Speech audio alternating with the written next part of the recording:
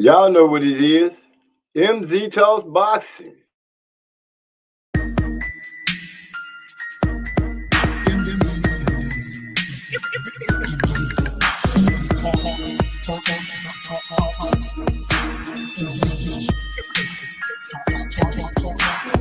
Let me make this abundantly clear.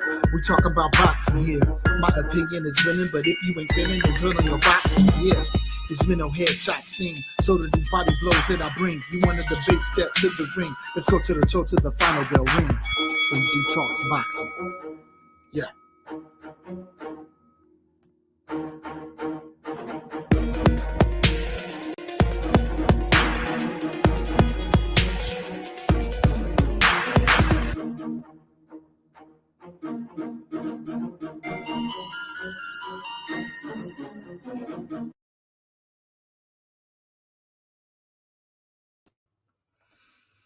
What's good? What's good? What's good?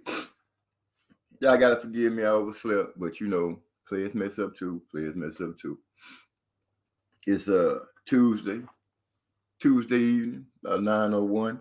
Should have been here at 8:30. Like again, players mess up too. We're gonna take our time and let the family start falling in like we usually do. I'm glad that everything's going okay. Had a couple of hiccups in the family, but we keep moving on. We keep moving strong because that's how I go. Got to be excited about what's getting ready to take place. Hey, what's going on, mama? I see you and Leah in the house. Give that baby some sugars and kisses and sugars for me. Y'all the first two to show up. Glad to see. But like I said, we overslept here. Getting things together, but we back in the house. We're gonna do it like we always do to get a little music playing so we can get ready to talk a little boxing. Gonna wait for the family to start falling in. The block fam to fall in so we can talk about some things and see how things going on. Until then, I guess I can go ahead and get a little of this music going. Have some things sounding all nice and pretty. Share the screen real quick, get this together. Y'all know where we go. Y'all know what it do. So with that being said,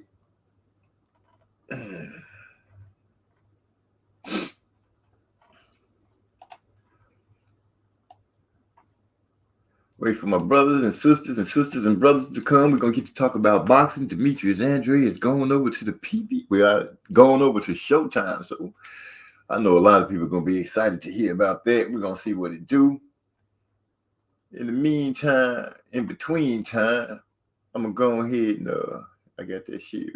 Yeah, let me go ahead and put it in there real quick. Hey, let's do this.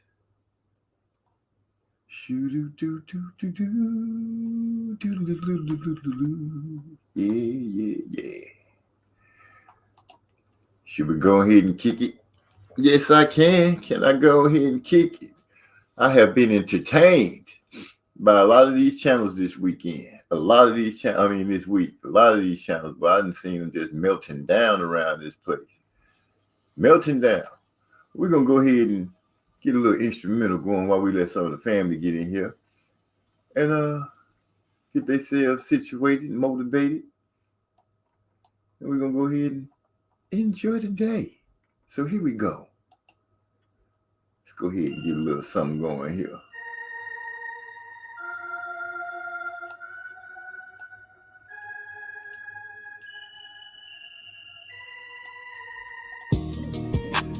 Yes, baby. What's going on? Glad to see you in the house. Can y'all hear me out there? We're going to turn it down just a little bit.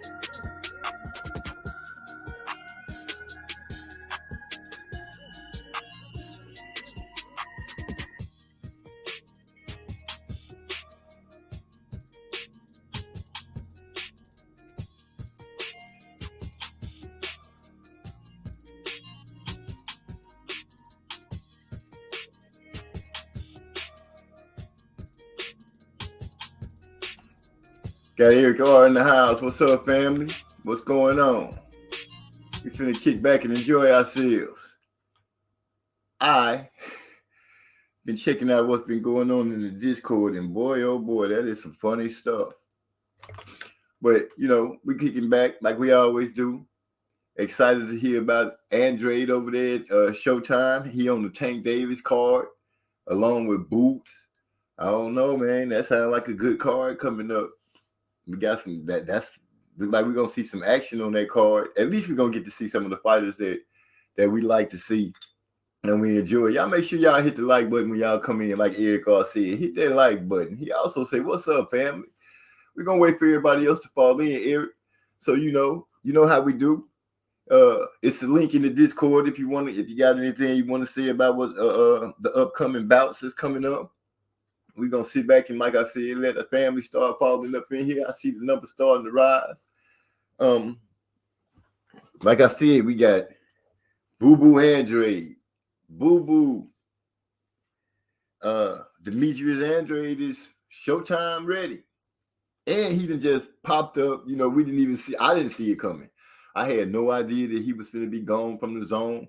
I don't even know if is he just solidly gone from the zone? Did he work a deal where he can come over to Showtime and do his thing? I'm guessing he did.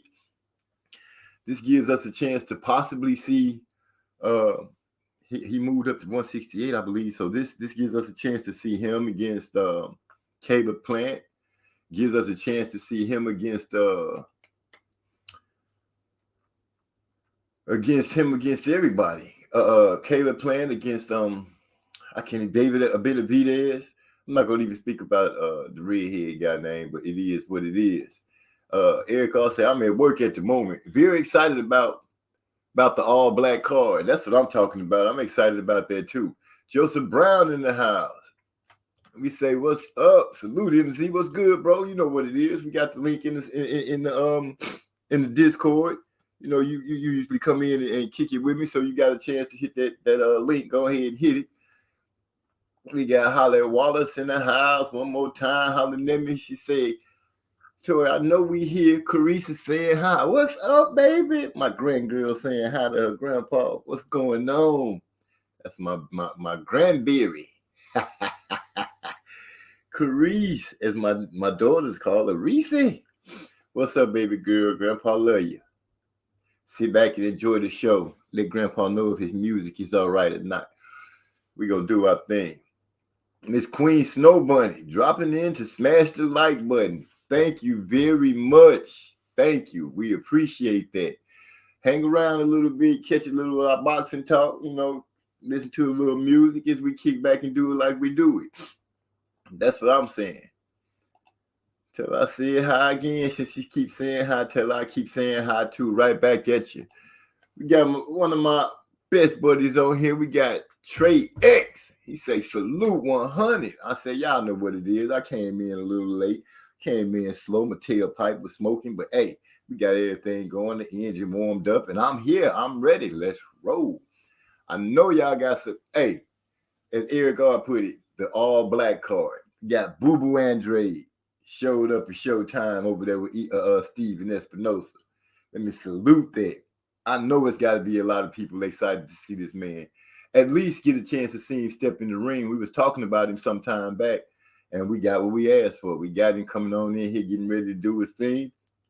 On that Gervonta Tank Davis card, I'm trying to find something so I can look it up, just so I can be able to tell everybody all the names that's on it. Everybody speaking to everybody, which is always a great thing. So y'all, you know, start rolling in, come on in. Like I said, I apologize for being a little late. We had some things to come on through, but we out. Holly Wallace say we out. God bless. Baby, I love you. God bless. Give Carice and Leah big sugars for me. We finna get down to business and have some fun. Put it in the air. Back on Bravado, taking his time, getting us what we need, but we gonna take what we want. That's how I go around there when it come down to putting something down on Bravado. We just take it. Miss Queen Snow Bunny say, no worries. I appreciate you, sis. Anyway, like I said, we're going to sit back like we usually do. We're going to have some fun. We're going to chew the fat. and just let things go the way they go. I'm trying to get my stuff together. Y'all got to forgive me. Like I said, I overslept a little bit. I jumped up ready to just sit back and kick it with my Block family members, all my partners, all my friends. We're going to sit back, have a conversation, and talk to each other, not over talk each other. We just going to talk to each other and have great conversations. Eric R coming in hot. Shots fired, let it be known. Defending my spot at number 20. Wait. Number 20 on the Champ Ross. Let me go ahead and give him a round of applause. Way to go, Eric R. Now I know Trey X probably going to fall in here and say, wait a minute, OG. I know we ain't talking to somebody that's ranked number 20. We usually don't have conversation with people unless they rank 5 and up. That is a decree that was made sometime back in the day. But hey, you family, we going to always talk to family because that's how it is. I also want to touch on the fact that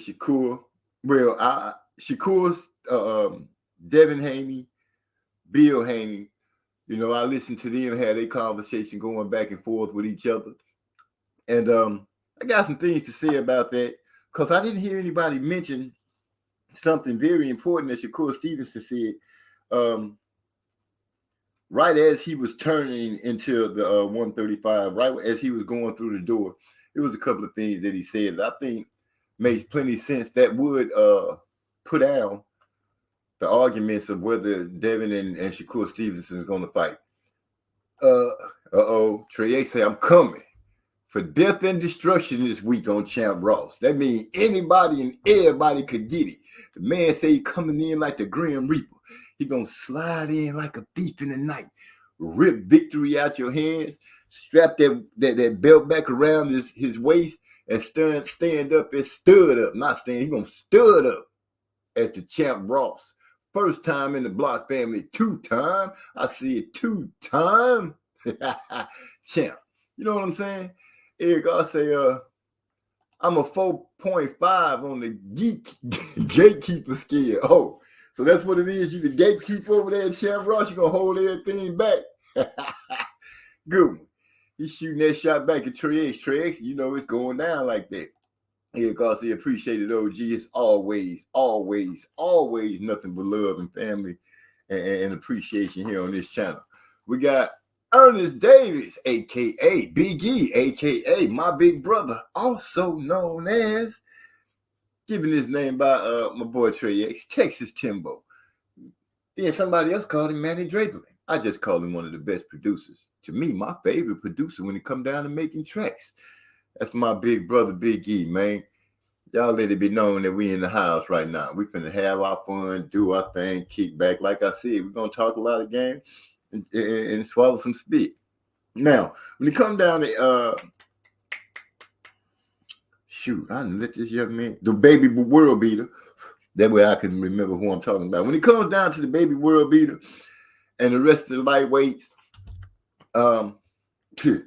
let's just go and put it like it is. People, making a lot of noise. They want Devin Haney to fight and do these things. We know about the contract that the man had already signed with Top Rank. Top Rank want to put him up against Lomachenko. Devin Haney, from what I understand, has always wanted to fight Lomachenko. People are saying that, if he move up, he's going to be ducking and this and that.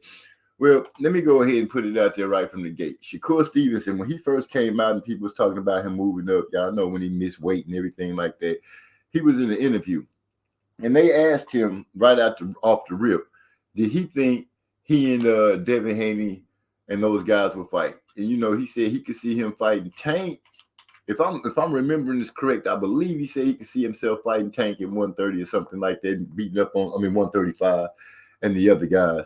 But he said he probably wouldn't be facing Devin until they got to about 140 for the simple reason he and Devin has always been in a lot of tournaments together. They've always been around, but Devin, it was always funny that he and Devin was always like a weight class apart. He said their bodies are still growing, and 9 times out of 10, they'll probably catch up with each other at around 140 pounds. So with that being said, he was pretty much letting you be known that, we're probably not going to fight at 135. So people shouldn't really have that in their mind. If it happens, it'd be a good thing, and everybody going to be, it's going to be lovely. If not, 140 ain't a bad thing either. It's just, they'll be closer at maybe their maximum weight. They'll be at full potential as far as strength and everything they need to do. So I wouldn't be mad if we had to wait, seeing that he already put it out there in the universe that it's a possibility that we will have to wait for that fight. So I'm not going to sit here and beat myself up and beat my brain up about it and hoping for a fight. I believe we learned the lesson from that already about beating ourselves up and just waiting and hoping that a certain fight come along. We learned that with some of the guys at 147. So I'm not going to put myself through that situation again. Eric R says, I think Devin is going to sign back with Top Rank. You think so? I hadn't really thought about where he might sign back with or what his next move was. I'm kind of just following him and hoping that he can achieve what it is that he set out to achieve, and that is to become undisputed, where he put a check by that. Defend the belts, which is something I said I wouldn't mind seeing an undisputed champion do. He got a check by that. And from what I'm understanding, he's getting ready to have another check by his name and defend it again. So if he goes up against Lomachenko, his next fight, and handles his business and then move up to 140, then so be it. I'm sure we'll see he and Shakur Stevenson at 140. That's just what I'm thinking. We got a lot of D in the house. She say, MZ, I got the crowns and heart and flames. I know. Sis, you got to put something in the chat. Your boy Andre is over there at Showtime with Steven Espinoza. I saw his name connected to the card with Tank Davis.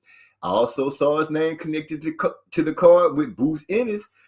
I don't even know who to say I don't even know who carries the label of the co-event, because with something like that, who's the co-main event? Will it be Boots or will it be Andre? But what I do know, that night we should see all three of those fighters, the man that we haven't seen in a long time, and that's Andre. So we're gonna see how things go.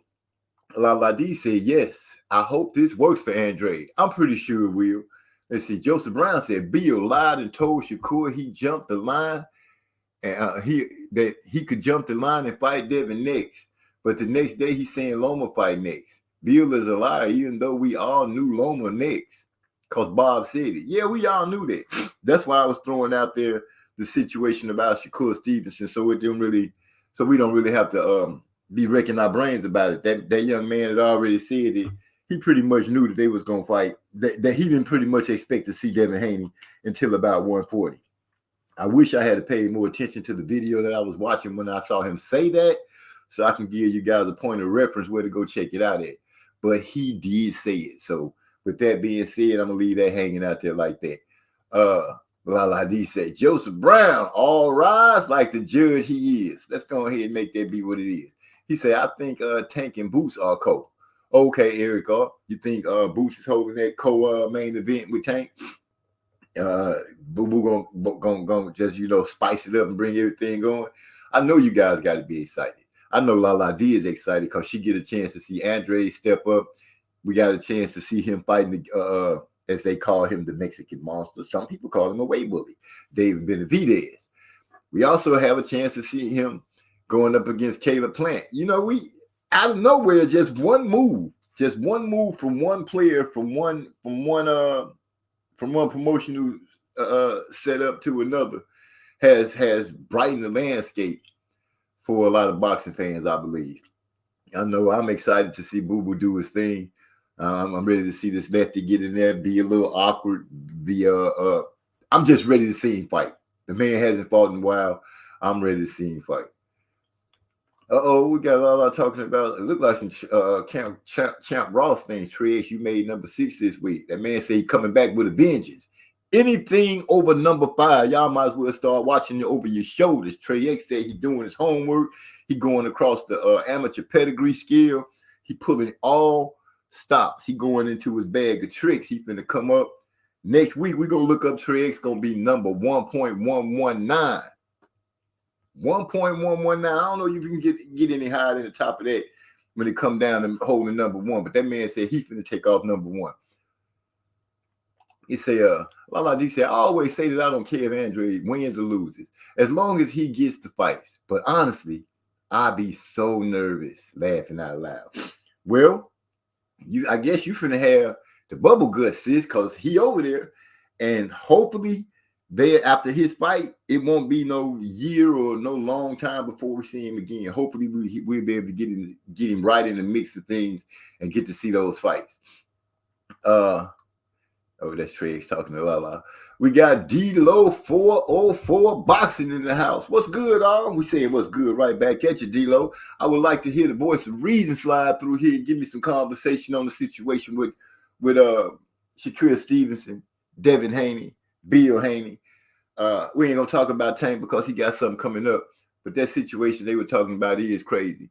They said, I can start barking. He said, I can't start barking until I know down the door.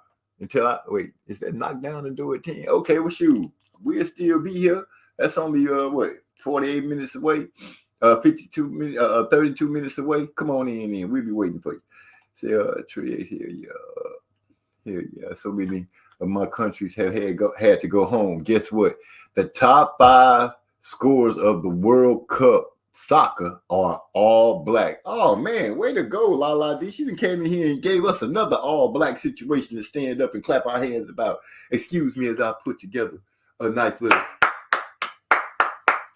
here. That's what I say. That's good. Wait for Showtime to start the year, bro. Back on Showtime. That's right. Way to start the year off because Showtime and PBC been catching some lashings talking about they ain't handling their business. Their money's short. Fights ain't coming out. Well, I don't care about. Well, I kind of care about the money because I need them to have money so they can keep giving us some fights. But I think they're gonna be all right. At least I'm hoping they be all right. Terrence Crawford is also getting ready to have his fight, and I saw a poster. Can't find it, but I saw a poster. They fight card seem to be filling out quite well. Still haven't seen any advertising about it. I do plan on keeping my word that I gave with D-Lo 404 Boxing that I'm gonna get the app so we could get the fight. But I'm starting to hear that you can get the fight on there's other ways to access the fight. Not 100% sure. I'm gonna have to look into it so I can find out. So we can try to get the link over to Marlowe's Corner and Trey X. And who knows? Maybe we might get blessed to hear that fight. I don't know what fight, who else is fighting that day. I think Top Rank has a card that comes on that day as well. So we have to see what goes on with Marlowe's Corner and Trey X and see what those gentlemen plan on what fight they plan on calling, if they plan on calling one that night, so we could ride out with it. Either way, I'll be excited and stuck at work, but I'll be listening attentively with my earphone in one ear, my phone up on volume so I can hear and try not to throw jabs and stuff as the customers come in and out as I listen to Trey X. Here, God say, Wakanda, baby. Wakanda. Oh, so we finna go all deadly black like that. And Black Panther on because we got an all black card, and then we got this, what did she say? The top, well, how many scores is the top scores of the top 5? The 5 top. Yeah, the 5 top. Salute to that. Anything that that happened to have some black ties to it that turned out good, it's an exciting thing. Always an exciting thing. They pumping up the fight. Oh, wait a minute. They pumping up the fight. They pumping up a fight versus each other, knowing both are about to fight someone else and not going to fight anytime soon. I do believe you're talking about Haney and Shakur. Yeah. But like I said, Shakur did come out when he first moved up to 140. He kind of let people know, look, I don't see me and Devin fighting until about 140, because he gave reason, because he said that it was just funny that every time that they end up in a tournament or something like that, there was always a weight class between them. Devin was always just a little bigger than he was, and they'll probably end up fighting once their bodies slow down, which would be around 140, 147, I'm guessing. So we're not going to see it at 135, possibly not see it at 135, but it's a big possibility that we'll see it at 140. Eric RD bring up a good point. He said, I think Devin Haney might re-sign with Top Rank. I don't really know what the plans are, but whatever it is, I hope we get to see that fight. I'm pretty sure we will. I can't really down Devin too much because the moves he made has put him into the spot of undisputed, and we might as well just go ahead and see how that's going. D-Lo 404 say, I ain't messing with y'all tonight, man. I ain't got time to get on this old. Nah, let me quit playing. I'm not going to jump on tonight. I've been averaging 3 hours of sleep since the last track. Excuse me. I'm not going to jump on tonight. I've been averaging 3 hours of sleep since the last Friday. I got to lay my old ass down tonight. Hey, man, don't call yourself old because I think we close to the same age. And I'm not feeling old. I'm feeling aged, like some fine wine. So, pop the cork and let people know to get a whiff of the greatness, the aroma. The soccer player who scored the most goals, 2 black guys who play for England, one for France, one for Ecuador, and one for the Netherlands. Those are the 5. The one for France, he's only 19 with 5 goals. Man, that sound like one of those phenoms that be running up and down the soccer field. Only time I've ever watched soccer is when my baby girl played it in middle school, and I'm out here watching games. It's foggy outside. You don't see nothing but cleats and socks running up and down the field. You can't see their bodies because it was just so foggy on the field. But my little girl loved it, so I loved watching it. That's all I can say about that. I don't think I'll be seeing her in college doing any soccer, but I do expect to see maybe a rugby game or 2, seeing that she's joined the rugby team. She's not a big girl. She's a little girl, and I always keep telling her, what if they hit you? But she says she's so fast, nobody going to be able to touch her. And her first game, I think she scored 2 goals, 2 or 3, but some kind of tradition that they have when you score 2 and twice in the game, you drink some beer out your cleat or something like that. So she got a chance to take part in that. And she's living life like we all should be doing. So that's it. Let's back to boxing. I'm going to go ahead and make my prediction and say that I'm riding with the prediction. I say predict. I'm going to go ahead and say my prediction and not predict. It's 2 different things, meaning it's pretty much the same. But I got Shakur Stevenson, y'all. I'm going to go and say that right now bravely and put it out there in the universe. When it comes down to Shakur Stevenson and Devin Haney fighting, or Shakur Stevenson and Tank, which I'm not going to even bring Tank in right now, I think that we'll end up seeing Shakur and Devin probably faster than Tank and any of them. But we'll see. It's been a lot of conversations going on about people trying to start to fight for legacy and not money. And I think this is Tank's first production attempt at going out into the ring and into the boxing world without Floyd Mayweather with him. But we'll see. We'll have to see. Tank, if he was smart, he was paying attention to the way Floyd moved and the things that he moved on when it came to come to certain things in boxing that might help him on his future endeavors. We got Hyphy in the house. What's going on, Hyphy? What's going on with you? What going, brother? What going? Good to hear from you.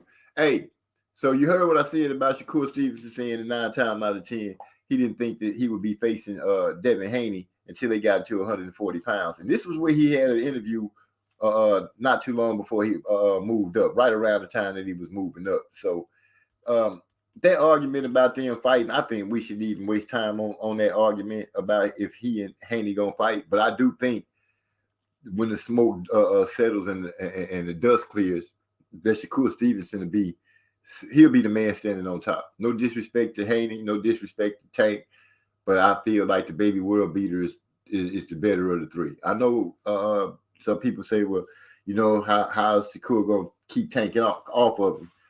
But the man can fight, the man can box, and he got skills. And I believe that when the smoke settles, like I said, Shakur going to be the number 1 guy out those little dudes. Okay, we'll keep. Oh, go ahead. Okay, yeah. So I guess it's a lot to cover with that. So I just start with Shakur and Haney. At the end of the day, like everybody know, they had you can say I'm a YouTube face-off.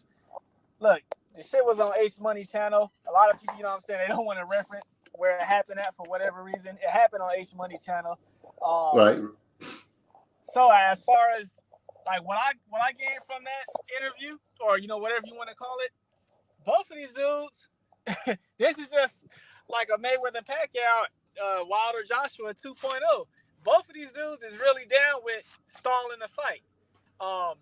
So Shakur, where he got to accept some blame at is when he came on, he basically said, like, Bill, why would you come out and basically expose the fact that, yeah, I did, I said some stuff and, I text you something in a text when it's like I could put out stuff that you didn't say to me also and it'll make y'all look bad as well. Because he never denied that, the text message happened. So he's just saying, like, why would y'all do that when y'all can make y'all look bad as well? So Shakur is admitting that it's a publicity stunt. And he's saying, Devin Haney, y'all be doing the same type of shit also. So like I said, both of these dudes is really on some, let's build up the fight and, let's fight down the line. So if, what I'm saying, both of them got some accountability. Yeah, Bill is from the Bay. I got Bay Area blood, but I don't give a, I'm going to tell it how it is. That nigga Bill is just, as the young crowd say, he capping. He just, what I'm saying, he just be talking in circles, man. You can't believe everything Bill say. But I've been talking for a minute. I'm going to let you get in. Oh no, you ain't talking. You saying what you need to say. Now I'm gonna give Bill this. I'm gonna say Bill is he's doing a promoting thing. He's promoting his son. He's saying the things that need to be said, I guess, to try to get people behind it and everything like that. D-Lo say, okay, we'll keep that prediction in mind for when they fight in 2030. God. Okay, D-Lo, you gonna move them down the line that far? I think they'll fight before then. He said they might not fight until 147. Wow. Well, that's a possibility, but I'll look toward the 140 area because that is kind of where he spoke it. Now, if it was one of those cap things, I wouldn't say that. I think when they called Shakur that first interview, I think he was being pretty serious. And yeah, you're right, Hyphy. They did come together on H Money show, and they locked horns for a little bit. And I agree with you. Shakur did say that they some things were said that shouldn't have been said, some things that was put out that shouldn't have been put out. We'll just see how they work it out. It looked like a soap opera, sounded like a soap opera. Let's just hope that it doesn't turn into a long, stretched out soap opera, and we end up getting the fight. Andre Ward and Andre Dirrell had the same mentality about facing each other down the line. Dirrell's career just never panned out as expected. Yeah, you got to look at that too. You got to make sure that both fighters are able to hold up their end of the bargain when you get to trying to send a fight down the road. You better know for sure that you're going to be able to meet that other fighter down the road. You're going to be able to put gloves on somebody and make things happen. Simple as that. I'm just excited when I saw Andre. When I saw him sitting on that podium, sitting up there with the other fighters and talking, I almost got chills, man. I had got some goosebumps because I was like, dude, he back. He back. And to mention that, I can't remember which one of the guys last week was speaking about it. Maybe they knew something that we didn't know and they just kept it to themselves. I can't remember who it was that was talking about it. But hey, he back. Pretty soon, hopefully, like I said, we get to see him mix it up against Caleb Plant. We get to see him mix it up against David Benavidez. I ain't gonna even speak about the golden fleece that's running around that's making it hard for anybody to fight. Mr. I want to fight whoever I want to fight and forget anything else to say. 140. Oh, yes, let's talk about that. D-Lo 404 Boxing brings up a good point. 140 is treacherous waters. Don't be surprised if those guys realize that they don't want to stay at 140 as long as they thought they would. Hey, I'm not going to be surprised at all. You got Regis Prograis there. You got Josh Taylor there. You got some names that's going to be in there that's what you want. That's what you want. You want to see, you want to see, man, it's just, like you say, that the waters are choppy. Sharks are running around. The chum is in the water. They in the feeding frenzy. And I'm excited to see what's happening. Regis Prograis is a two-time champion at 140. And that's excitable. And I'm happy for that young man. I like Regis Prograis. He do his thing. You know what I'm saying? I like, got this little Louisiana swag, the way he talking and everything. Y'all toilet water, man. Toilet water. What's up, Trey X, my brother? What's going on with you today? Oh, Huckleberry in the building. What's going down? How my volume sound? You sound okay. You could be bumped up a little bit, but I can hear you. Hey, ain't no way for y'all motherfuckers to increase my volume. on the settings? Let me look and see. I'm checking it out. Got edit the mic says. Let me see. Echo automatic. We need to increase your Champ Ross points. Say so. Oh, shots fired. I'll bump you up a little bit, X. See, let's get a test on that. See what you sound like. Microphone check. How I sound? Sound pretty good to me. If y'all let us know what he sound like. He sound good out there. He told me I need to increase my Champ Ross points. I'm number 6 overall. And we got a 20-fight week this week right here. So, hey, I'm coming for death and destruction. Death and make a move. destruction. Yeah, about to make a move on these motherfuckers. But y'all talking about that Shakur Stevenson to Devin Haney. Man, I'm sorry. I don't think Devin Haney never want to fight no fucking Shakur Stevenson, man. Not yet. I don't think they want to fight him, period. Man, hey, y'all ain't seen part 3 of when they sparred back in the day and the way Shakur Stevenson kicked this man ass. I ain't talking about just go out there and just score some points and just, you know, beat him pretty good. I'm talking about kick the man ass to where he don't know what's going on. These punches coming from different places. This man ain't even expecting them to come from. It was so bad that Bill Haney made Dante Boxing Nation take the video off of all the internet. Like, you can't find it nowhere. They scrubbed this video off the internet altogether. It used to be you could Google this shit and find it different places. All that shit is gone, man. It was this man went out there and put a masterclass ass whooping on Devin Haney. How the fuck can you go through something like that and feel confident in fighting this man? You know he a 5 on the pedigree scale. I'm talking about youth AIBA World Championship gold medalist. Won a silver medal at the fucking 2016 Olympics, and he could have won gold because it was that close. And when I watched it again, I felt like he beat Robeisy Ramirez. And look at Robeisy Ramirez. Look at what he's doing right now. It ain't like he lost to a damn scrub. These people ain't stupid, man. They understand boxing. Like a lot of the normal boxing fans, they don't have enough respect for amateur boxing to know to understand what they're looking at. I guarantee you, Bill Haney and them know what they're looking at. And that ain't no easy task. And then on top of that, slick black southpaws do not get a lot of action overall. Just in the modern day, if you want to go back in the day, them type of fighters get avoided. We got a fucking southpaw world beater out here, man. Baby world beater, but he a world beater though. Some folks don't want no smoke with that shit, man. They can sound tough. They can say what they want to say. The fans can get behind what they want to get behind. I don't think them folks want to fuck with Shakur Stevenson because they know he on another level. Hey, go ahead. Just real quick. In that footage where they was sparring at, man, Shakur, he did something where it's like he threw like a jab to the body or something. And it came back with the uppercut. Yeah, came back with the uppercut. But hold on though, Hyphy. That was part 1. That ain't even what I'm talking about.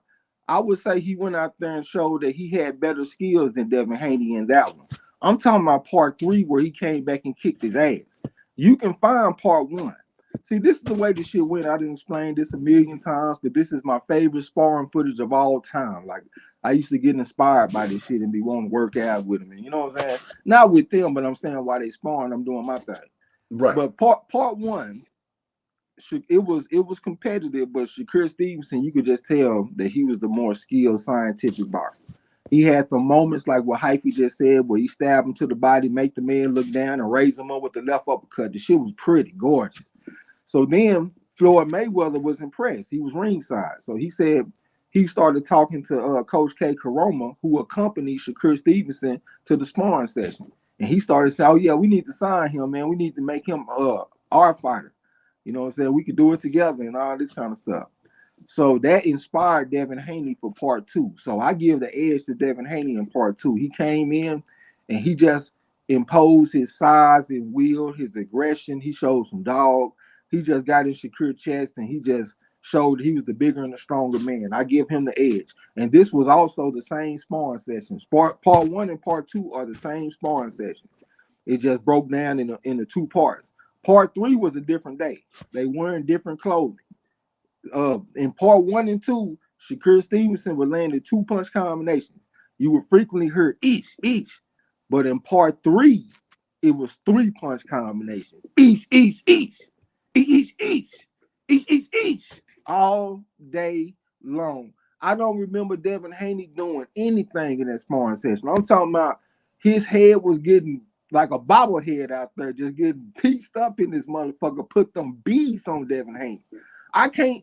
Hey man, I done been in the boxing ring before, man. It is what it is. Sometimes you get your ass whooped. Sometimes you feel inspired and all that kind of stuff. Like it's different types of ass whoopings. You know what I'm saying? Like sometimes you can take ass whooping and feel inspired to where you feel like you can raise your level and come back with something. But sometimes you get in the ring with somebody that's just on. Hold on, let me change my settings and shit real quick, bro. I'm gonna change it in a minute. Sometimes, like, you take ass whooping, you feel like you can raise your level and you can improve and all that kind of stuff. So it feels kind of inspiring. But sometimes you get in there with somebody that, you know, you can just tell they're on another level. You know what I'm saying? Like the intelligence, the coordination, footwork, all that kind of stuff. I don't see how that could be a confidence increasing experience to take that type of ass whooping. And I hate that I'm one of the only people that appears to have seen this. Because anytime I bring it up, people always talk about part 1 and part 2, but they never talk about part 3. Part 3 was a fucking massacre. Yeah, I can witness to seeing part 1 and part 2. I didn't get a chance to see part 3. I have heard about that video being scrubbed. I have heard it talked about. So yeah, I feel what you're saying with that. But like I said, you know, I declare already that I'm riding with the baby world beater right out the gate. D-Lo 404 say, I didn't want to say that shit, Trey, but I'm trying to be nice. And he's talking about the fact that he don't believe that Haney's really want to face Shakur Stevenson. It did seem like a lot of backtracking when that conversation was going on. Nobody really brought up the fact about sparring and everything like that.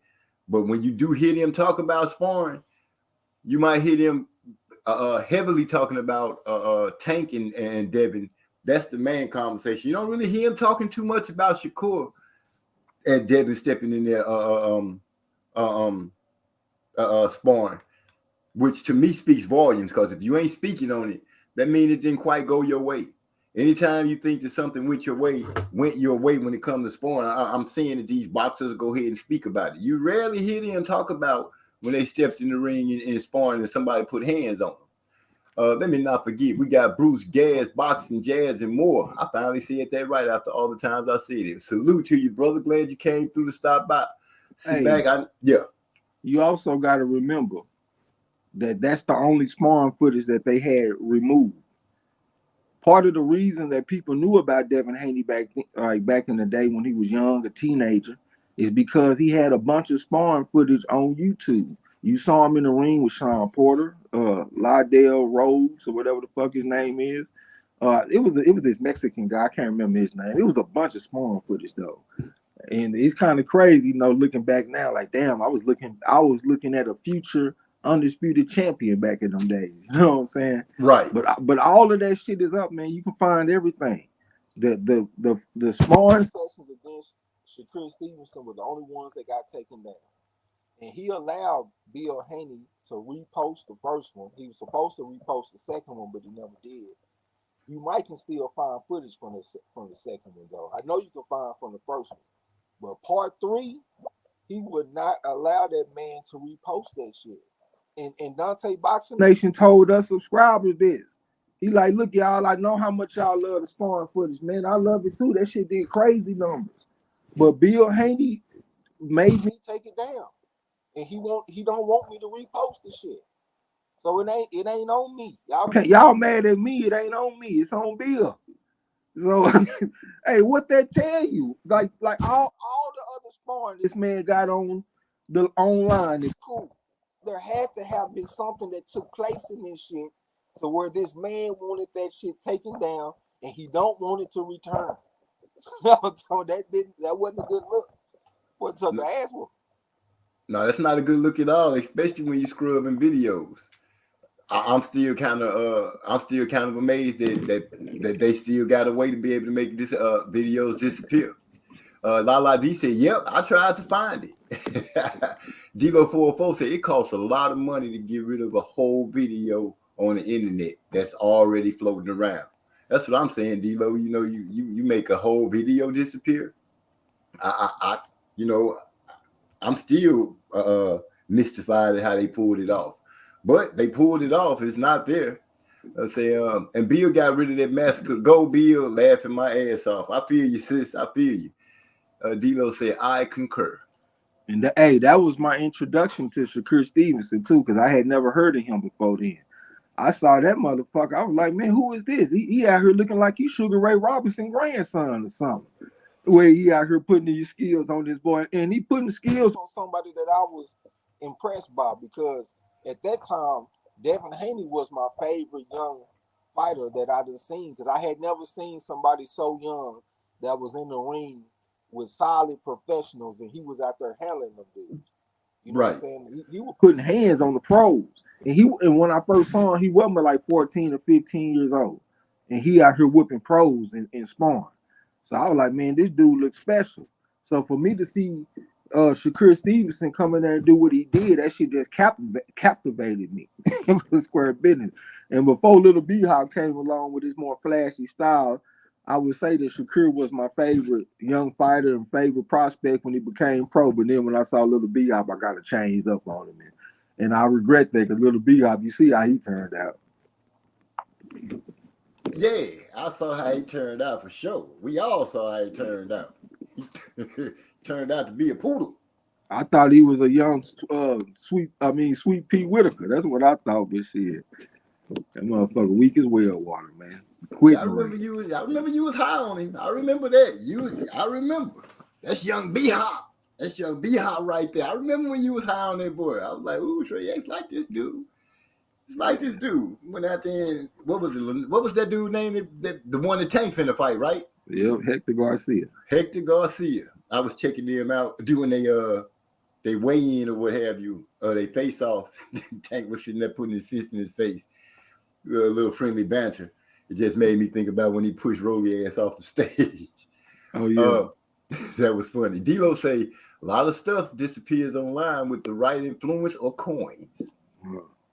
That totally, this is Lala D. She said that totally explains why Shakur low key wants to get into it with Bill, and it explains why Shakur said Bill says some really humble shit to him, something about staying out of his division. Yeah, maybe Bill see the writing on the wall, and he trying to get his son to understand. Let me ask you this: do you think Devin want to fight Shakur? Or do you think he got those reservations like his pop? I think that Devin would fight him, because it ain't like he didn't have no success in the 3 parts. He had success in part 2. I actually gave him the edge. So if we want to say part 1 go to Shakur, part 2 go to Devin, part 3 go to Shakur heavily. You know what I'm saying? So I say it's like a split decision. So in his mind, he might feel like he got some action, but it got to be for the right price. It got to be built up. It got to be a super fight. It got to be on pay-per-view. He got to maximize the revenue. Like, he can't be no low high risk, low reward type shit. It got to be high risk, high reward all day. But I think he would fight him, but it ain't always up to a fighter. It's up to the people that they got around them, their team and shit. And Bill Haney know firsthand what Shakur Stevenson is capable of against his son. So I don't think that he gonna get behind that shit, bro. I just can't see it. Okay. Well, the beautiful thing about the future is it always brings things into play that we have to wait for. So we'll see what happens. Like I said, I'm not looking for them to facing each other until about 140. So until they both in the same division and gonna be there together for a minute, I'm not even gonna contemplate them fighting. Lala D said, D'Lo said, I gotta read this one, D'Lo, even though it's to Lala D. It says Shakur talking like he got a copy of that footage. You know what I'm saying? It's like he ready to go ahead and say, okay, since it's going down like that, let me show y'all what really happened. And you know what, D'Lo, that makes some good sense. Shakur, he seemed to be the type that'll put it out, but I don't think Bill Neal crossed over the line. And I think that phone call with them having a conversation pretty much kind of took his hand off the trigger. Because, you know, it's a possibility that he could have been ready to pull that and pull a stunt like that from the get-go. Because, you know, like you said, they got on the conversation, they started talking, you know, Shakur, not D-Lo, but Hyphy. When he said that the conversation was going on, and, you know, he kind of gave Shakur a little blame for because Bill was telling the truth about him fronting or what's the word, capping? Him capping about, you know, calling Haney out. But that's water under the bridge. I just want to see him fight. And like I said, you know, whether it's 2020, 2030, 2090, I'm riding with the baby world beater to be the top fighter as far as those guys go. I mean, let me say this too, man. That sparring footage part 3 is the best work that I ever seen in sparring in my life. And I would literally pay a man if he had a copy of that shit. Square business. I would pay for that, bro. Well, I don't know how big my channel is and what kind of reach it got, but I know it got a little bit because I be hearing people say some stuff on other channels that was only mentioned around here. But if it pops up, y'all heard Trey X say he'll pay for that footage. I'll help pay for it because I want to see it. It'll be worth it too, man. You know what I'm saying? I ain't gonna even lie. I want to, because I watching them. I guess parts 1 and 2. I like the work that I was seeing too, and I think I saw when Devin was kind of putting a little weight on him. I think the first one they was more like feeling each other out. It was looking pretty good. You didn't see part 2, OG. I didn't. You saw part 1. I remember the night that you watched it. Okay. Yeah, you saw part 1. I haven't seen part 2 posted nowhere. Even though Devin Haney got the I feel like he got the best of it. I still haven't seen it. I just seen Dante Boxing Nation was allowed to repost the first part. And that's the only one. That's the only one that I've seen on the internet since then. Lala D said Escobar. Hector Garcia beat the Sonic coins out of Cobra. That's what D-Lo 404 got the jokes tonight. Yeah, man, that night Cobra did not look good. That boy Hector got to landing those punches, and Cobra looked like he just didn't want no more of that. That's the fight that he just stopped fighting and got on his bicycle. I will not forget that fight ever. But you know what? We might be being a little too hard on him. I mean, he was a 3.5 and he got beat by a 4. He got beat by an Olympian. You know what I'm saying? It's kind of like Joey Gonzalez when he went out there and fought Isaac Dogbo. Neho. And it was a 3.5 against a 4. I had everybody on the team take Joey Gonzalez by decision like a fucking idiot. And Dogbo went out there and got pushed by Barry Hunter. Barry Hunter did a masterful job coaching in that fight. And he coached Dogbo to a victory and they took our money. But it was a 4 going against a 3.5. That's why I got the scale. You know what I'm saying? So we can't be too surprised when we see shit like that. Well, I think the surprise is the way he kind of folded. I think that's what really surprised everybody the most is it looked like he folded to everybody. You know, everybody was like, the dude hard left him. You know, everybody came walking away from saying different things and different views, but pretty much looking at the same thing, saying the dude quit out there. He just said, forget that. I don't want no more. Hurry up and ring the bell. Let's get the hell out of here. I got a check to collect. I need to go home. I got to rethink this. Do I still even want to fight? That's the way he was looking that night.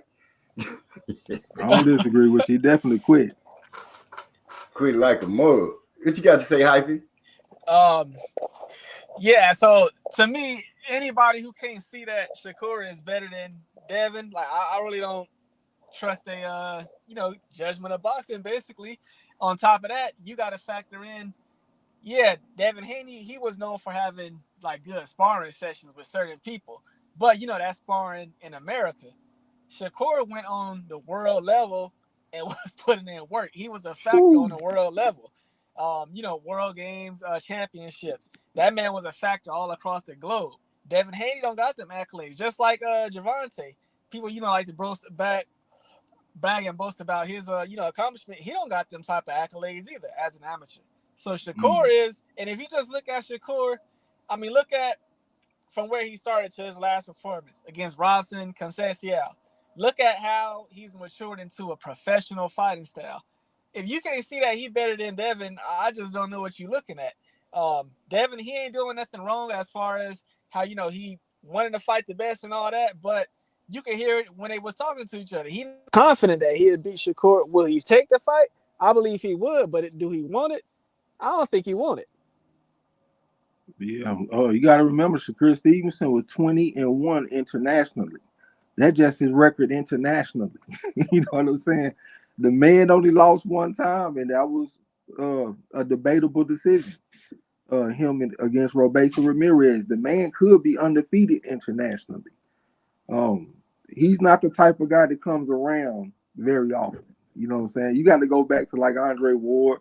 You can say the same thing maybe with like with Demetrius Andrade and shit, because you know he broke our long streak of not having no AIBA World Championship wins. You know what I'm saying? But he didn't do his thing at the Olympics the way that Shakur did, because he wouldn't have got a silver medal. Andrade ain't never do that. I think you got to go back towards like Andre Ward and shit like that. You know what I'm saying? Because, you know, he went a long time without even losing fights. Last time he lost a fight, some people say 12, some people say 14, but still, that's a long ass time. This motherfucker, Shakur Stevenson, is a special guy. You know what I'm saying? I agree with what Hype said, man. Square business is just a different level. And to me, you can see it. It's starting to show. Like you said, he's grown into this pro style, which I just he passed the eye test totally. You know, like you said, he has matured a lot. You know, from the video, I hate to bring it up, but from the video where he was in a little street fight to now, I feel like he's made great changes, leaps and bounds as far as staying out of trouble in the camera's eye. Hate that he was at the Offset thing. They got a picture of him there, but it is what it is. You know, you can kind of accept that, seeing that he's managed by James Prince. So you would expect to see him around some musical artists and things like that, and being around them. Not saying that he's being out of control, just saying that you can expect that. Diva 404 said, yeah, Shakur probably got his finger on the share button while he was gauging Bill's temperature, making sure. Go ahead and say the wrong thing, and I'll put that video back out. Lala D said, MZ, don't you hate that? Can't have nothing to yourself as a channel. You know, sis, it bothered me a little bit because it could be like, yeah, you know, they could say like we got this from such and so and so, but when they take it and run with it, it kind of, I'm like, damn, at least say you got it from somewhere. But you know, it is what it is. They listen, and I can appreciate that. Thank you for coming over. His dumb ass said he didn't even study or prepare for Garcia. She's talking about B-Hop. I didn't hear that.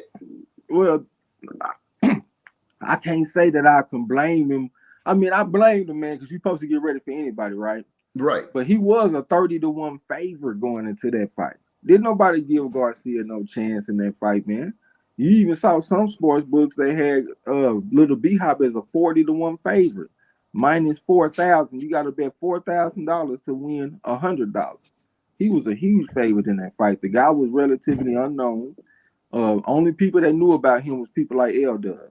L-Dub felt like he was going to go in there and get a motherfucker tough fight. He knew about the dude coming in. But just all us normal boxing fans, we ain't know shit about no Garcia.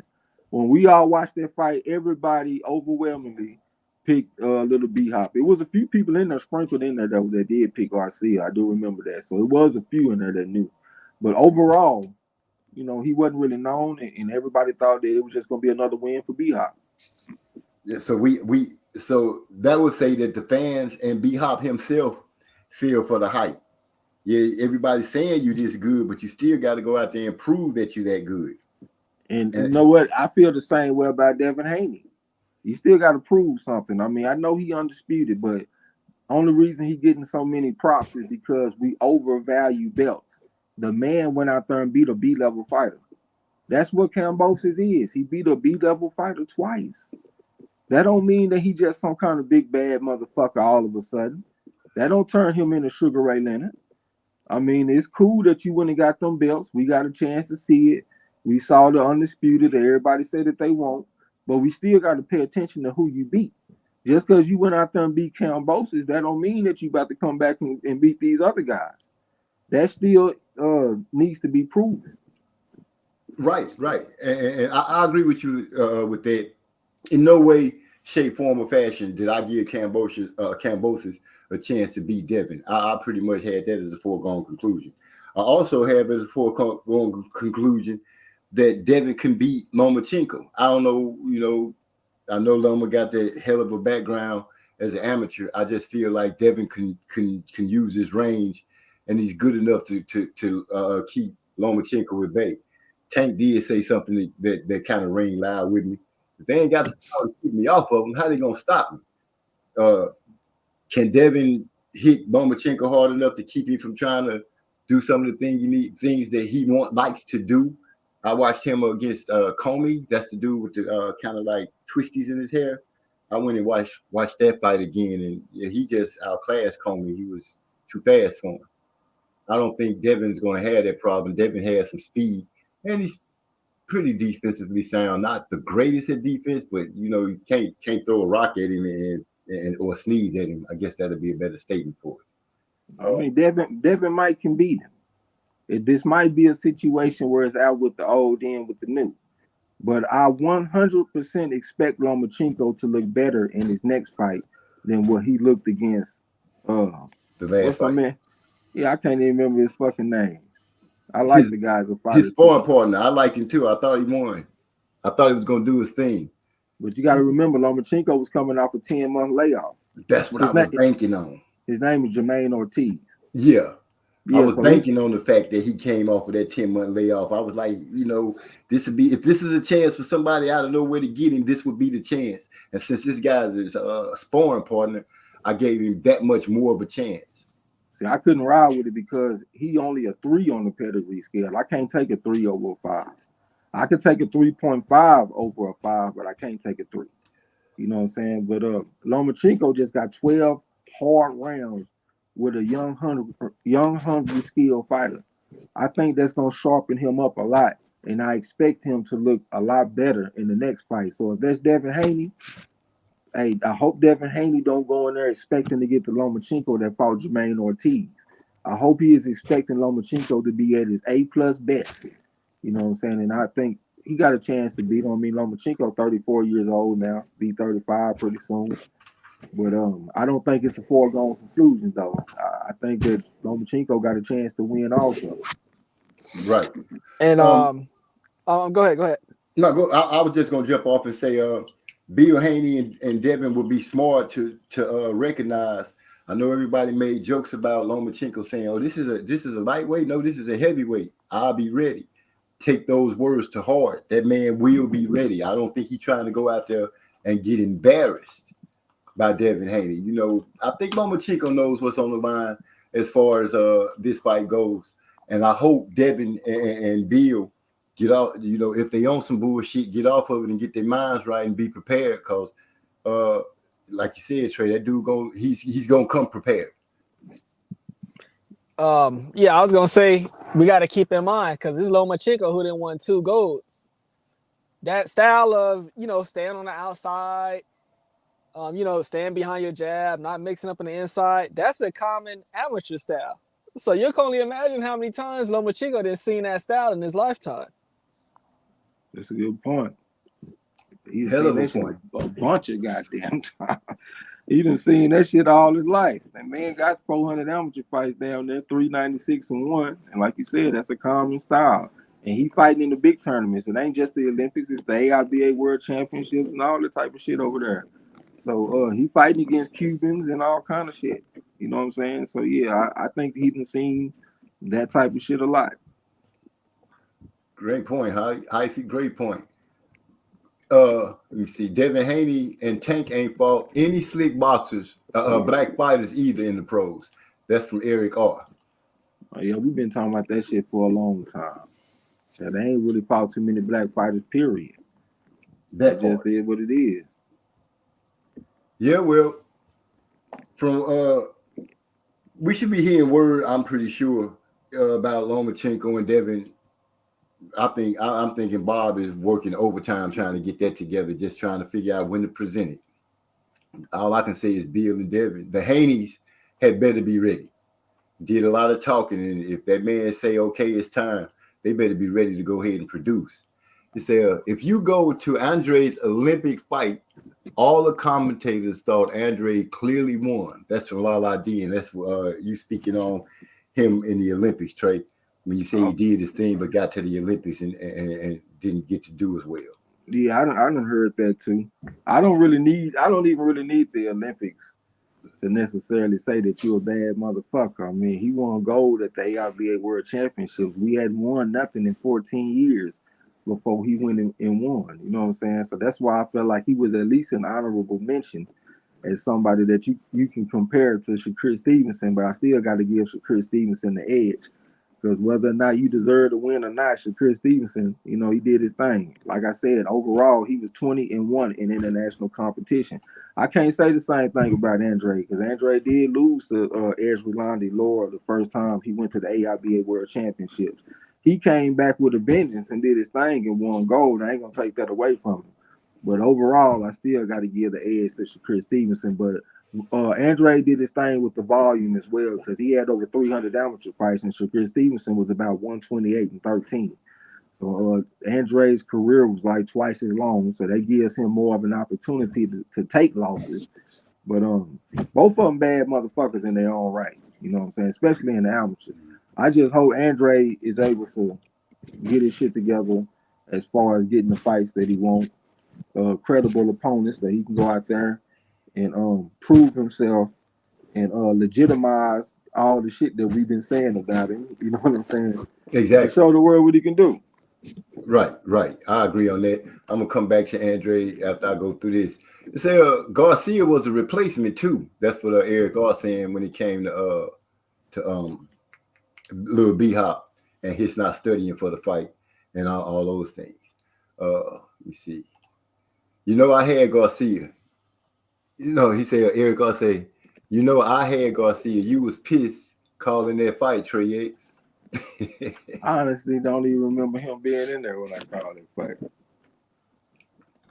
Eric Gar be just in the background riding, getting his chill on. He said, I got Devin over Loma, but I also see Devin making the fight harder than it needs to be. I think if it's a hard fight, it won't be because Devin made it hard. It'll be because Loma is bringing that heat. I was just about to say that. Like, that's kind of discrediting Loma. Oh, Devin, it's because Devin made it hard. Nah, it's because he being challenged by somebody who know what he's doing. Kind of like with Charlo with when he fought it was the big Charlo when he had that hard fight. You know, that dude just brought him the fight. He ended up winning, but you know, somebody bring you the fight. You got to give that man that bring that fight to you. You got to give him some credit too for preparing himself in a certain way. Say, in my opinion, if they fight, if it go to a decision, I think Devin Haney will get the decision. I think if it's close rounds, it'll go to Devin Haney. I like to think about, like, follow the money, follow the excitement, follow the energy. In my opinion, Lomachenko is a fighter of yesterday. Like, he the era that's before this right now. Like, we are transitioning into a new era. I think Saturday Today is like a representation of that. Like, we have a showcase of all this talent that's about to be transitioning from prospects to contenders here pretty soon. You know what I'm saying? Some of them on the fast track and shit. Keyshawn Davis, Jared Anderson, and all that kind of shit. Like, it's a new era that we're moving into. I think that Lomachenko was the last era. And I think Devin Haney is this current era. I think the energy is behind him. You know, people talking about him. He went out there and won them 4 belts and all that kind of shit. I think he'll get a close decision. I won't be surprised if Lomachenko get one so they can crown his ass and say he was an undisputed champion and put him in the record books and all that kind of stuff. But when I see that, it's kind of like, where do you go from there, though? You know what I'm saying? Like, if Lomachenko win this fight, what are you looking for Lomachenko? Maybe a Tank Davis or something like that, maybe. I just see more energy behind Devin Haney. What you think? He does have a tide rising behind him, and you correct. You know, he got a lot of people on him because he won the 4 belts. But if Loma wins, I don't really know what to say. He would have to. I would think he would have to end up facing Tank or Shakur Stevenson. I'm guessing in order for somebody to really be crowned the man in this small weight division, they're gonna have to fight like a Shakur and a Tank. Those fights, I believe, will have to be made in order to say, because then it wouldn't be no doubt people saying, "Oh, but you didn't do this or you didn't do that." You know, you beat Devin, Tank, and Shakur. I believe it's saying a lot. Oh, Well, I just thought about it. It could go Lomachenko beat Devin, and then Lomachenko fight Shakur, and then that's where we see the transition. Ooh, that's still top rank. Yeah, that's all in-house type shit. And then Shakur Stevenson is the one that carried the torch going forward. Didn't break it down like that. Didn't look at it quite like that, because I've always looked at it, you know, that Devin, as long as he stays single, and he can get away with the belts, then, you know, things can kind of move, I think. But you make a great point. Loma and Shakur Stevenson is up under that top rank banner, which makes Devin have to work even that much harder. Let him know what the seriousness is, that, you know, you fighting for something, but you fighting for a lot more than just holding on to these belts. You fighting to hold on to these belts for oneself, for your company that's promoting and everything like that. You want that. To me, that's something to have. You know, it's a good what's the word I'm looking for here?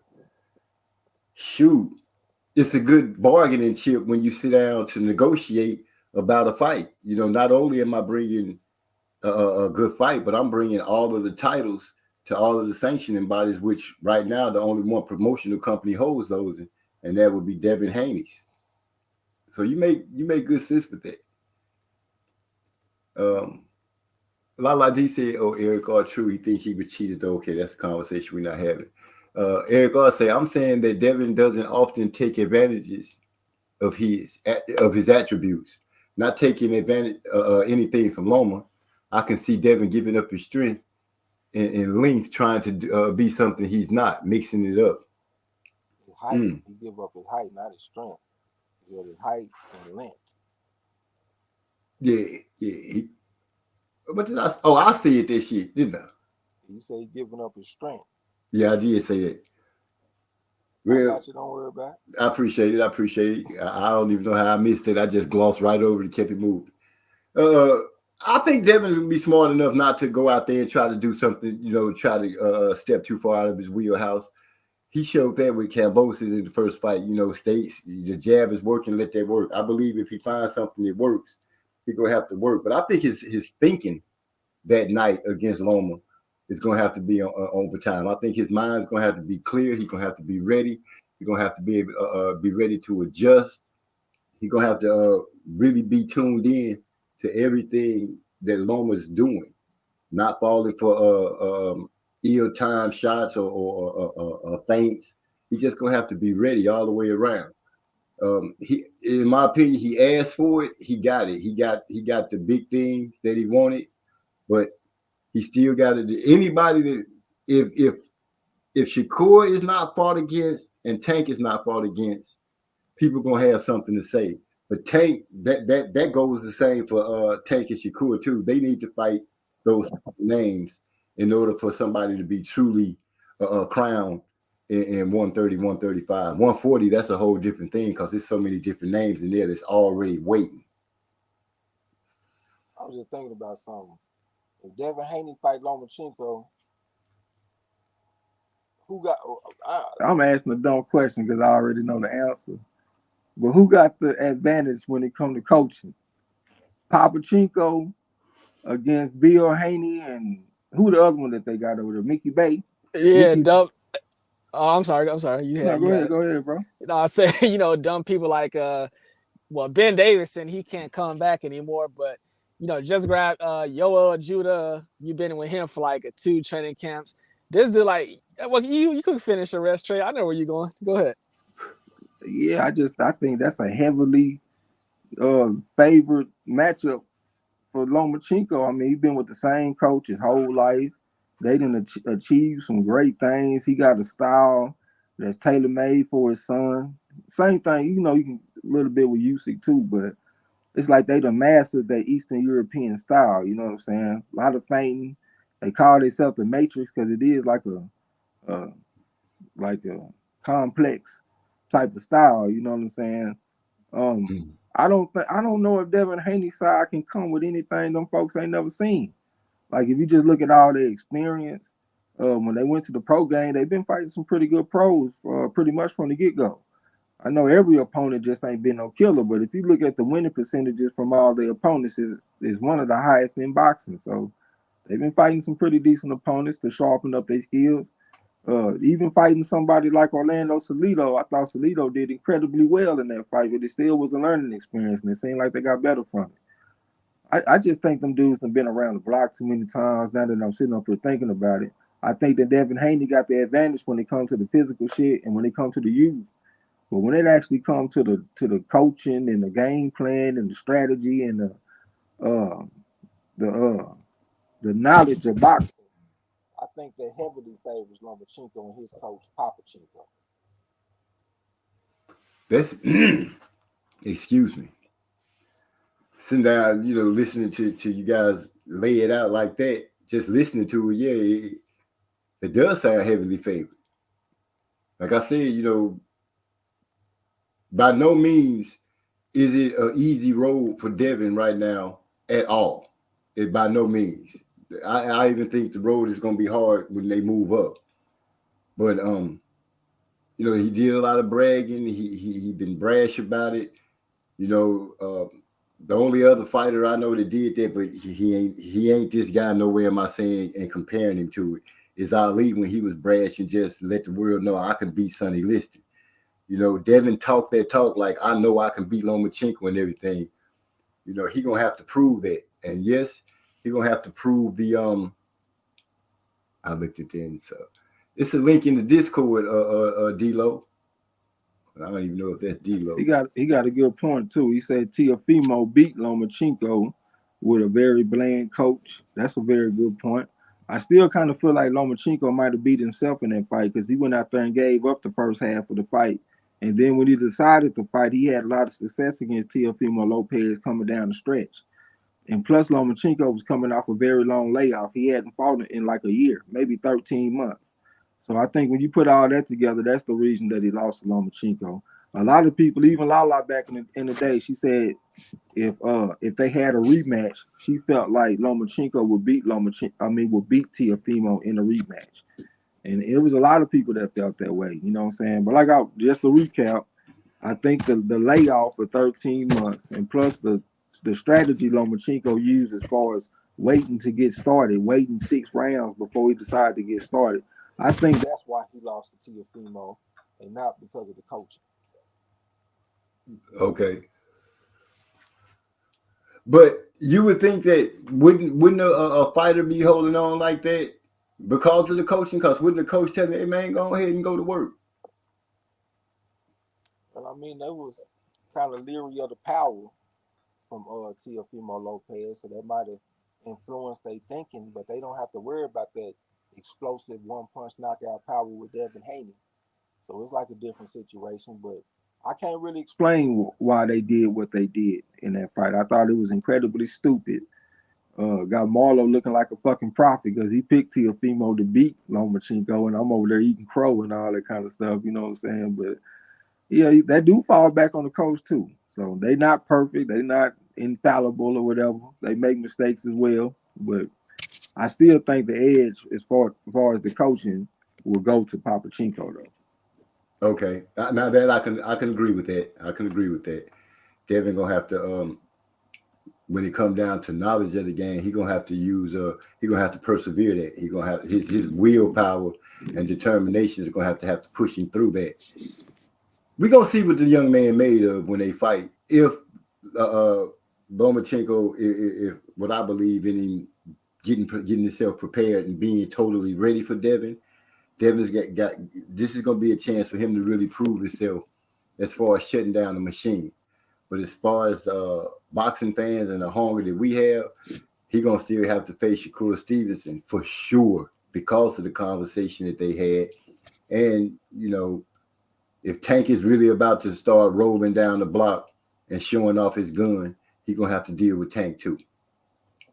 What's up, D-Lo 404 Boxing, enjoying the conversation? I thought this nigga said he wasn't even gonna get on. He had to go to bed and shit. Hey, yo, going on? What's going on? What's up, nigga? Yeah, that's right. We got a good conversation going on, man. I just want to get in for a few minutes, talk a little bit. I'm gonna get back in the chat real quick though. But yeah, I like the fight a lot, man. I listen to y'all talk about then break down the fight, maybe think about, when they potentially could have fought after Lomachenko had fought Luke Campbell and all that. And I know shortly thereafter he went and fought Tio and ended up losing. But I think at this point I think the odds are better for Devin that they fight now and didn't fight back then. I ain't saying he would have lost then. It don't really matter, but I'm just saying I think he's in a better position to win, and I think Loma got more going against him now than he did at that time.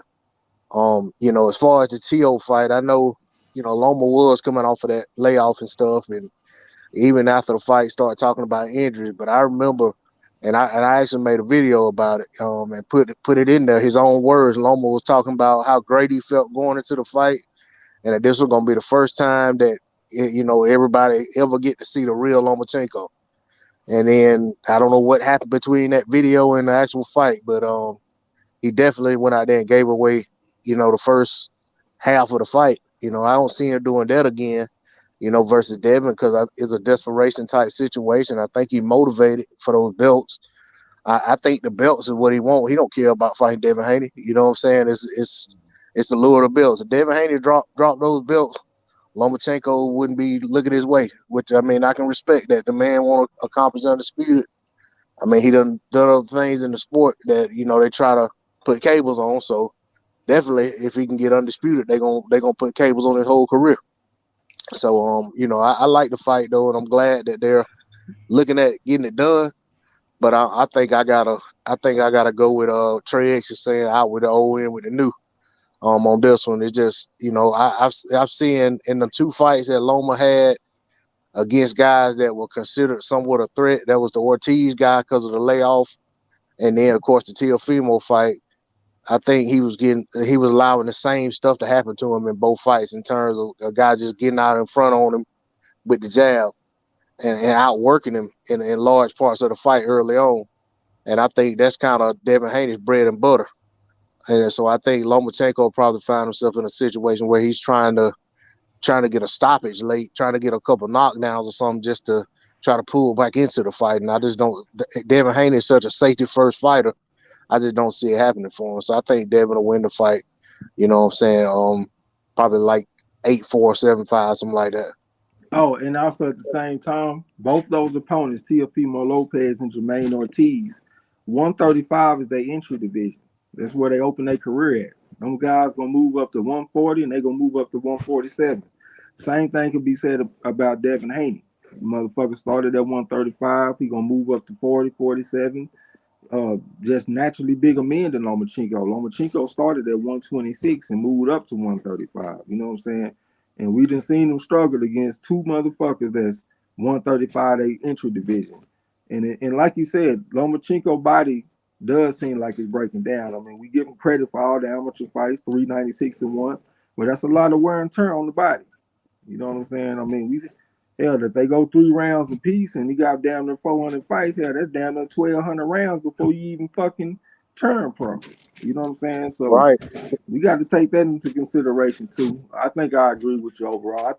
I feel kind of conflicted, but when I just really sit down and think about it, I think this probably is like an out with the old in with the new. We got the old River vet, the dude, and shows a little bit of slippage as far as at least as far as his rationale in his thinking, because that was a bad decision that he made against Teofimo Lopez.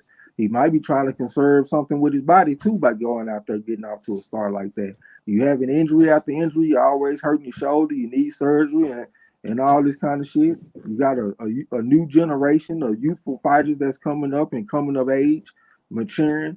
Motherfuckers that started at 135 and that's gonna be moving up to 147. That might be too much for Lomachenko. Like you said, both fighters had success with the jab. And one thing that Devin Haney does have is a good jab. You know what I'm saying? So I think I got to agree with your thinking on that. Hey, I'll add one more thing too, man. We talking about the size. You made me think about something else. You know, if we look back at the Linares fight, I know Loma got a stoppage, and also the Pedraza fight. Both Loma didn't come out of either of those fights unscathed. He had some problem with both of those guys. So you know, the pattern, there's a pattern there. I know he beat what's the Asian guy that Teofimo fought. I know he made easy work of him. Nakatani. Right, and he made easy work of Comey, but you know, those are two instances versus like 4 or 5 where he seemed to have issues with size and length of certain guys that were actually active punchers. They weren't just in there just being big. They were actually being big and being first. And he had trouble with that. And plus, both those guys that you named that he had an easier time with, they don't have a deep amateur background. When you're talking about Comey and when you're talking about Nakatani, they not deep amateurs. So the guys that he had problems with, like Jermaine Ortiz, 114. He won a 3-time national championship silver medalist. That's why we say he a 3. You're looking at Teofimo Lopez, 150 and 20, several-time national champion and Olympian. He lost to Sofiane Umihar from France in the Olympics. That's a different caliber, different pedigree of fighter than Richard Comey and Nakatani.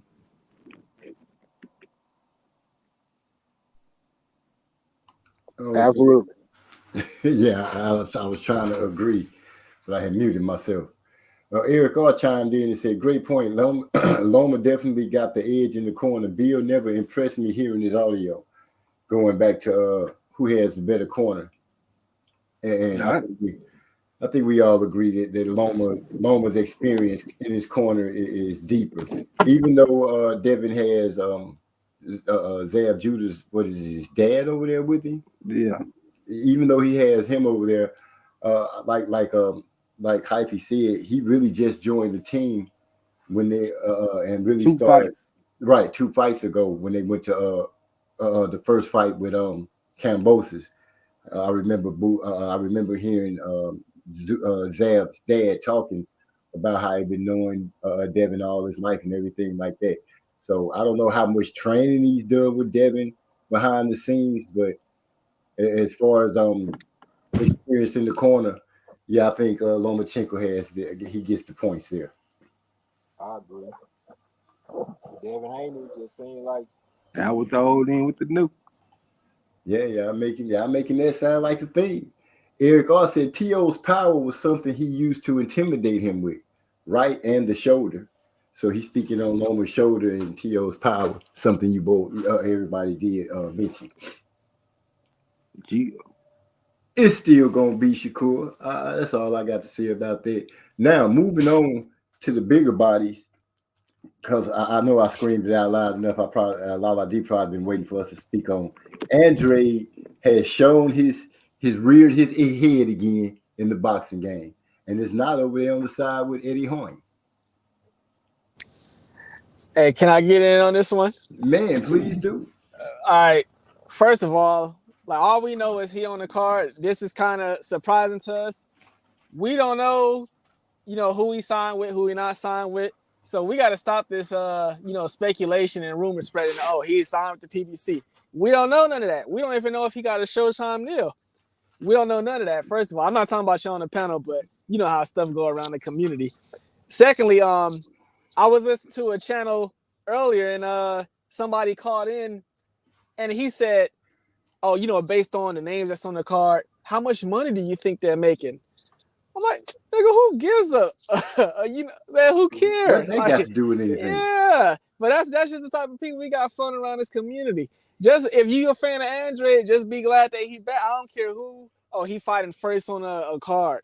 Oh, he only making a little. Like, who cares? Just be a fan of the man. You know what I mean? Even if it's a low level opponent, just be glad that the man. It looked like his career is going in the upside, and he's shaking off some ring rust. Man, the man is back in the light. People talking about him again. His name is out there. All those are good things. He's getting ready to have a fight. It's already been put in everybody's face. Only thing that could mess that up is an injury or something like that, which God forbid that happens. So yeah, don't matter what they make. What matters is we get a chance to see Andre get in the ring. We haven't seen this man fight, am I wrong, 2 years or more? So with that being said, I'm glad he's back. I did hear say that he was with Showtime and Steven Espinoza.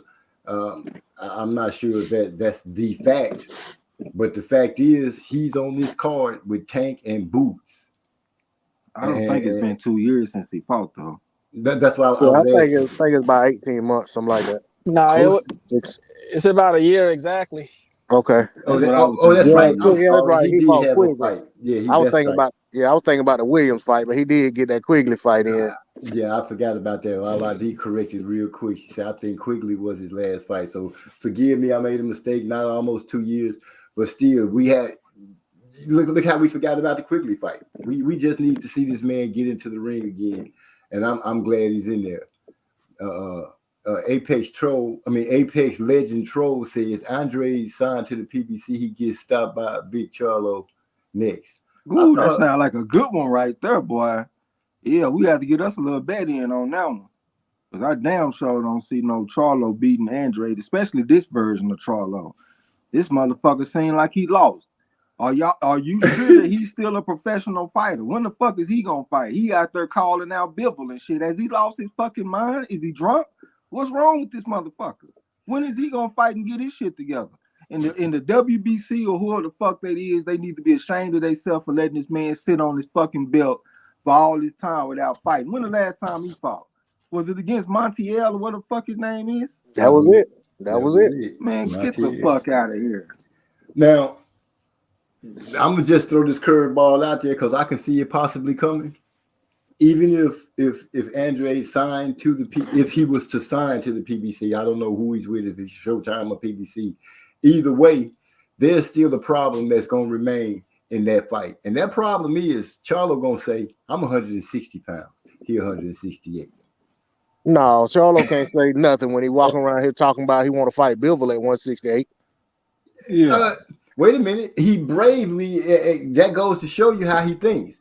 I'm bravely going to say that I'll fight Bivol with 168, and at the same breath say, I will not fight David Benavidez at 168 because I'm 160 pounds. Now, y'all take with that what you want, but I can see him doing that because he just did it. Well, ultimately, it's going to be what Ronnie Shields, Ronnie Shields wants him to move up, he'll move up. I don't think I've said this many times, and I still believe it. I don't think Ronnie Shields likes Andre as an opponent for Charlo, and I think that's a bigger problem than regardless of how Charlo feel about it. And so I don't think the fight happened. You know what I'm saying? It should happen. It should have already happened. But I'm with Trey X. I mean, hey, they make the fight. You're gonna see Charlo get undressed before the world. Hey man, if you really think about it, the man ain't been no monster since he was 154. Ever since he moved up to 160, man, a lot of that monster shit done went away. And he was fighting a bunch of 154 fighters at 160 when he moved up. Exactly. And we done already seen the man have a problem with the southpaw when he fought against Matt Coraball. A lot of people felt like he lost that fight. I thought he pulled the fight out in a close fight, but we didn't see him in the ring with a deep amateur because Matt Coraball was about 308, southpaw, smaller guy than Andre though. That still showed me some evidence that this man can have problems with this type of opponent. You know what I'm saying? I got to ride with Andre on that shit. On paper, though. Oh, go ahead, MC. No, I was just gonna ask, isn't Ronnie Shields the guy that we were speaking about some time back that we thought was kind of overrated as a trainer? Yep, them simple ass fighters and shit. Okay, I'm just bringing stuff into perspective as we go along. Go ahead, D-Lo. I'm sorry. Speaking of Ronnie Shields, I was gonna say I heard today that Hergovic went back to his old trainer. What? Yep. Damn. Yep. Damn. So he lost the fighter. Yeah. But I was gonna say though, when it on paper, Jamal Charlo and Andre match up identically in terms of height, arm length. You know what I'm saying? And they the same age pretty much. The only thing is one fights out of southpaw or orthodox, and then course, their styles ain't exactly the same, but as far as like dimensions, he won't. Charlo won't tower over him like he does a lot of these guys he's been fighting. I'm just thinking, what is he gonna beat Andre with, the 1-2? Like, you know what I'm saying? 'Cause that's all Ronnie Shield fighters got. And I ain't surprised that Ergovich done left, man. He had his worst performance under Ronnie Shields in his last fight against that big Chinese motherfucker. And everybody, his stock dropped. His stock dropped fucking around with Ronnie Shields, man. People ain't even talking about Ergovich the way they was. He was my favorite heavyweight prospect. I thought he got robbed in the Olympics and all kind of shit. And hell, I don't talk about him no more. I done moved on. So what's a big ass southpaw? Jalala. Yeah, I done moved on to Jalala, whatever the fuck his name is. Yeah, man, Ronnie Shields is an overrated ass coach, man. You know, for what it's worth, I did ask Shields myself behind the scenes about Andre one time. This dude, he got like a lot of bad to say about Andre. He just real pissed about how Andre did Jermell at 154 because he was like, you know, we didn't see, but it would be all these press conferences where Andre would be at, and they would just be harassing the Charlo. So he was like, after he pulled out of that fight, he was like, I just don't respect him ever. But yeah, as far as the Hrgović fight, not to take away from what Trey just said about Hrgović, but they had a real wicked situation with that training camp. Like, one, they got to Saudi Arabia the same week of the fight, like 6 days before. And then they had this big ass glove controversy with the gloves where they had to use some, very bad gloves according to Shields. So it wasn't the best camp, but nonetheless, he gone now. So obviously he's seen something that made him leave, if according to what D'Lo said.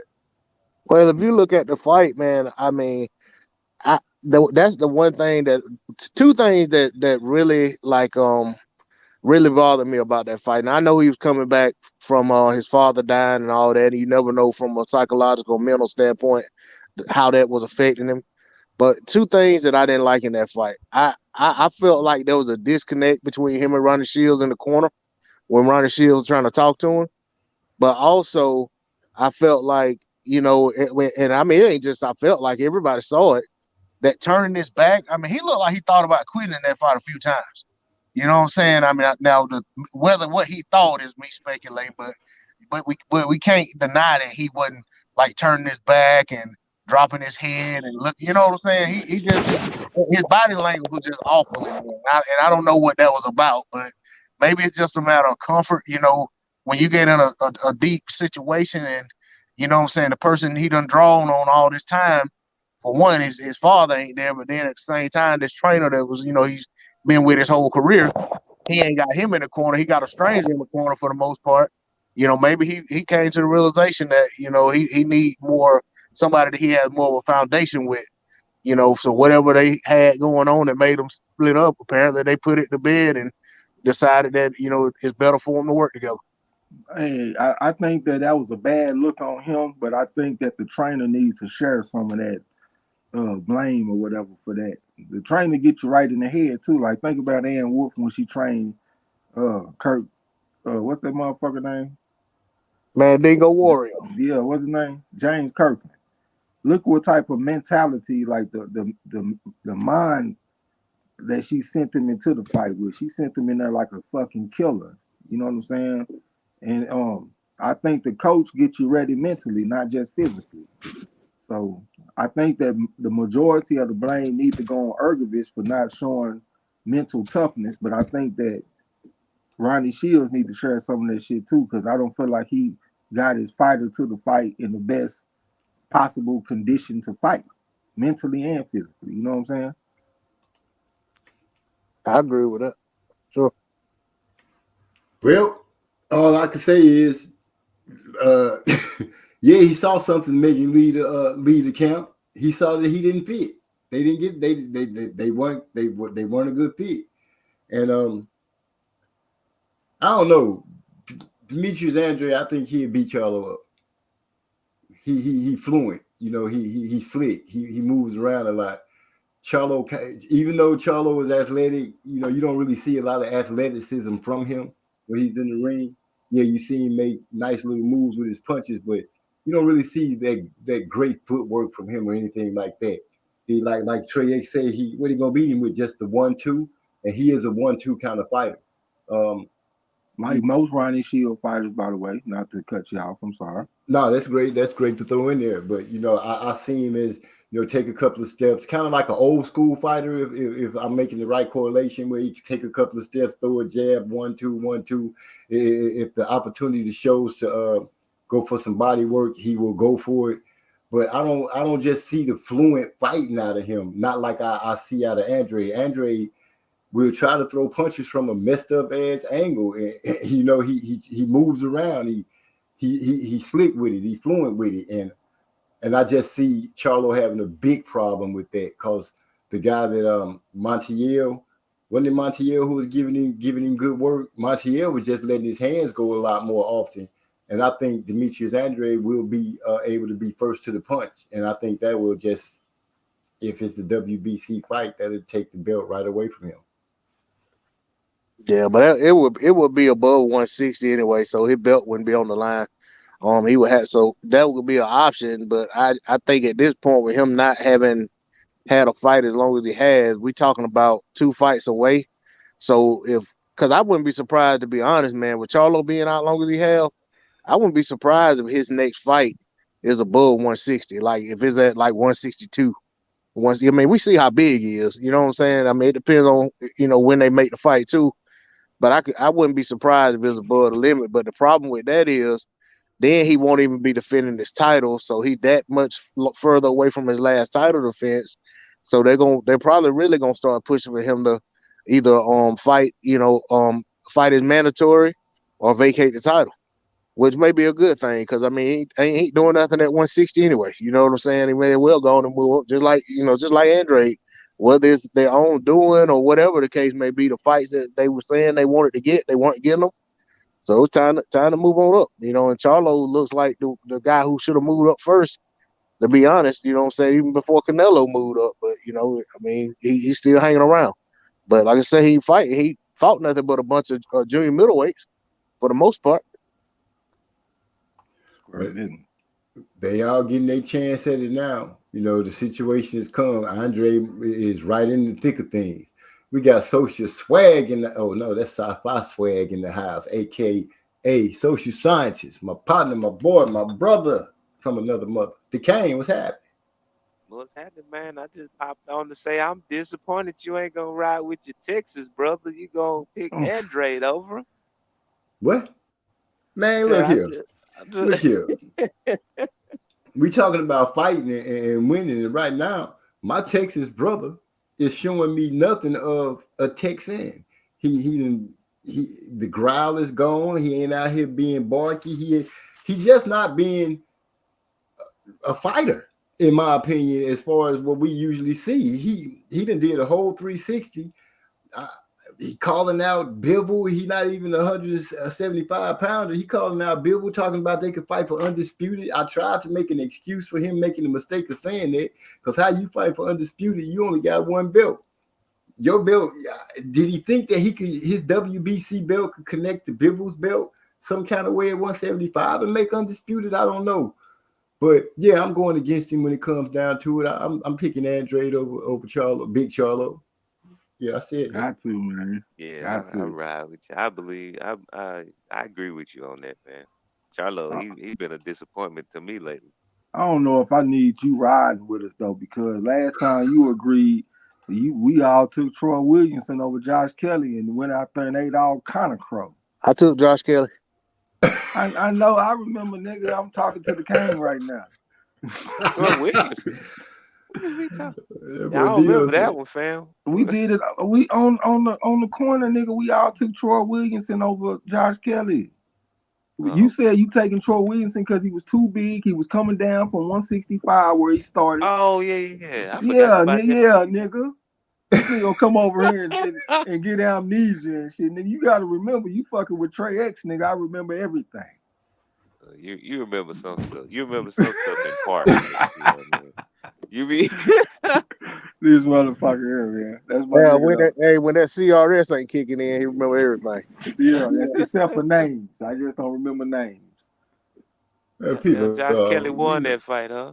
Yeah, he went out there and beat him wide, like 11-1 and 10-2 type shit.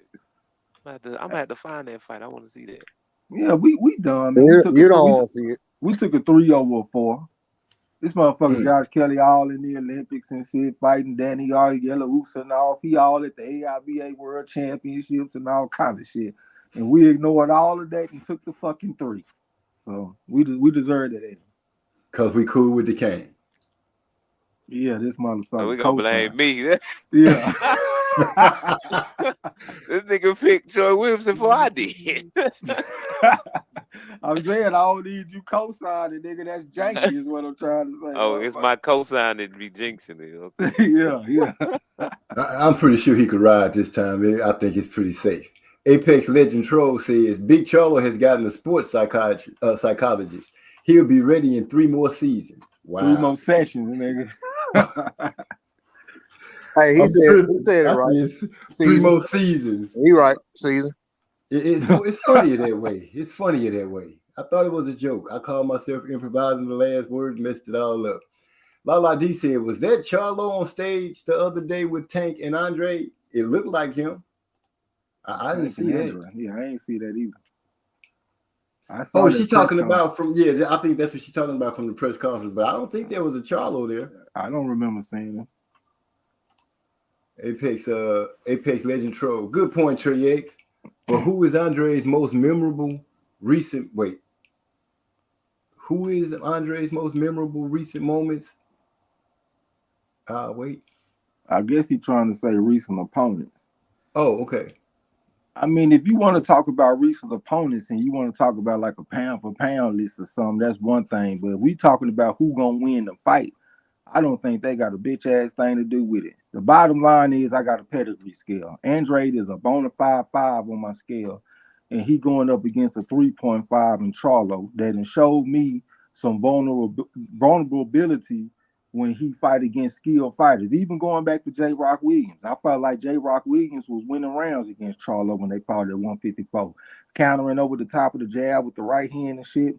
I think that simple ass Ronnie Shields style can be exploited. They got simple style, jab, right hand. Look how straight Charlo legs being locked out and shit. And look how slew-footed the motherfucker look when he fight. Standing up straight. He ain't got that knee flexion like Andrade. Andrade clearly got the better skills in my opinion. The man been whooping ass all around the world. I've been around on YouTube for a while, making predictions, kicking ass, serving crow. If I didn't, I wouldn't be able to talk the way I do. I got a little team together right now that's making bets based on my picks, and we making money. Profitable.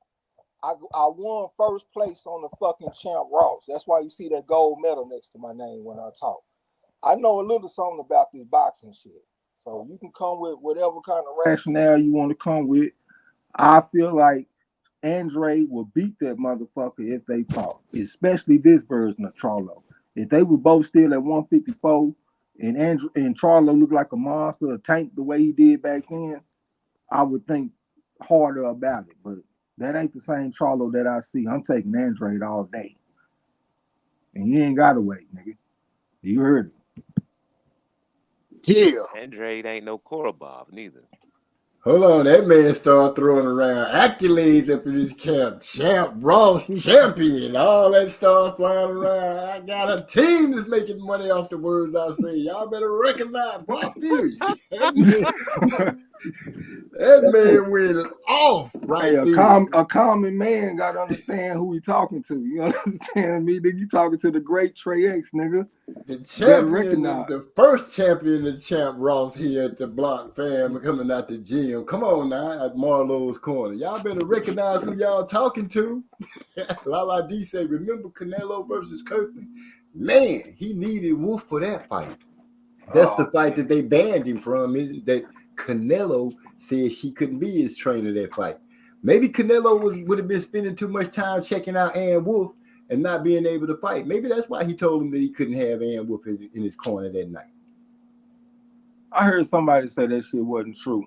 But if it is true, that's a goddamn shame. But that just shows you the importance of a good trainer, man. That man was a different animal when he had that woman in his corner. Right. I feel that. Social science. That boy Eric R said he shot a whole wrestling promo. That man just letting it be known. Just letting it be known. What were we talking about? Charlo? No, we was talking about Andre and the noise that he could possibly make at 168. Cause he's in there now with Plant, Benavidez. I'm sure. I'm hoping. I'm going to go out on a limb. It's a possibility we might see one of those fights. I think Benavidez and Andre, I think they'll make a fight. I think they'll come together and make a fight. That'll be a tougher fight than Charlo. I think Benavidez will kick Charlo, knock his ass between the washer and dryer. They get in that motherfucking ring. Dang. Square business. I ain't got no respect for Charlo, bro. I ain't gonna say no respect, but I got minimal respect for that motherfucker as far as his boxing skills. Hey, What was he, a 50-1 favorite over Montiel and went life and death with that motherfucker? hey, I was just about to say that, man. Remember, everybody was criticizing Montiel as an opponent, and then Charlo came out there looking like a bruised turd. They asked him about Andre. He started talking about he ain't no matchmaker. Then they asked him again, and he said, how about Andre fight dude I just fought? If he beat him, then maybe I'll think about fighting. So he turned into a matchmaker. Thought you were a matchmaker. I'm not a matchmaker, bro. Dang. Well, regardless of all that other stuff, like I always say, man, and y'all have seen my videos. I always say that stuff about the Jamel and Andre fallout. That's a convenient excuse. You know what I'm saying? I mean, at some point you gotta say, okay, this dude is a champion. I'm a champion. We consider two of the top guys in the division. He said he want to fight. I ought to go ahead and get this fight.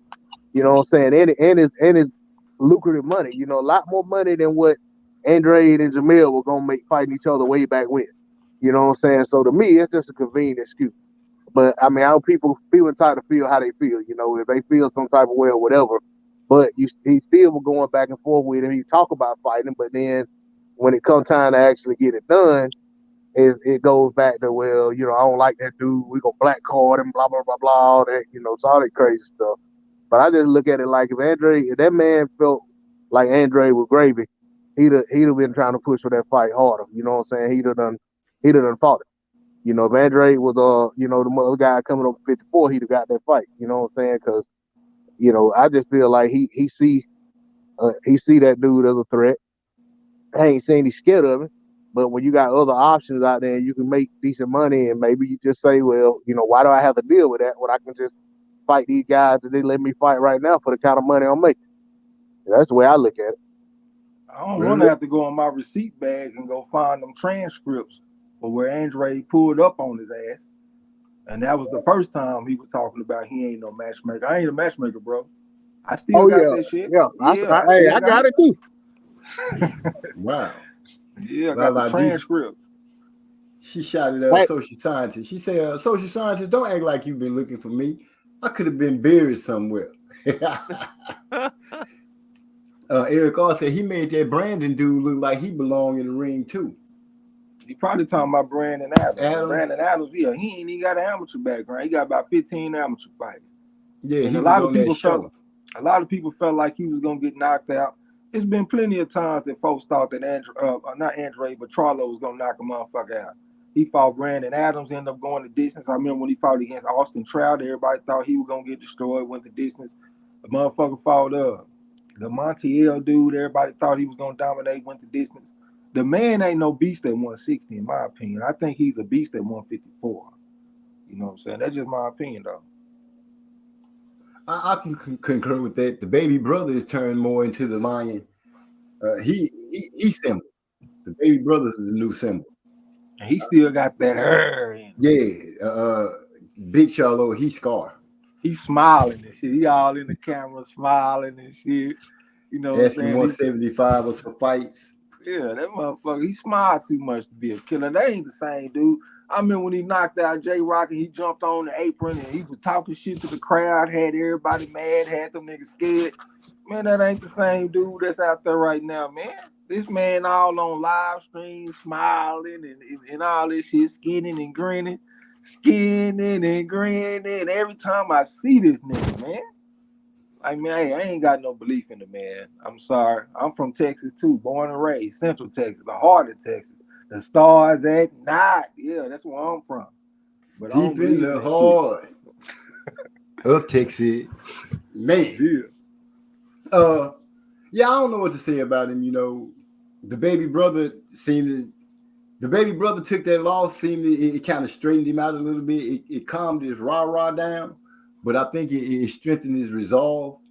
And he's really separated himself from Jamal. I think the money might have made Jamal a little comfortable, and maybe he's lost sight of what he's fighting for. That and then probably the fact that they keep dangling that Canelo fight in front of him. I think that got a lot to do with his the selection of his opponents.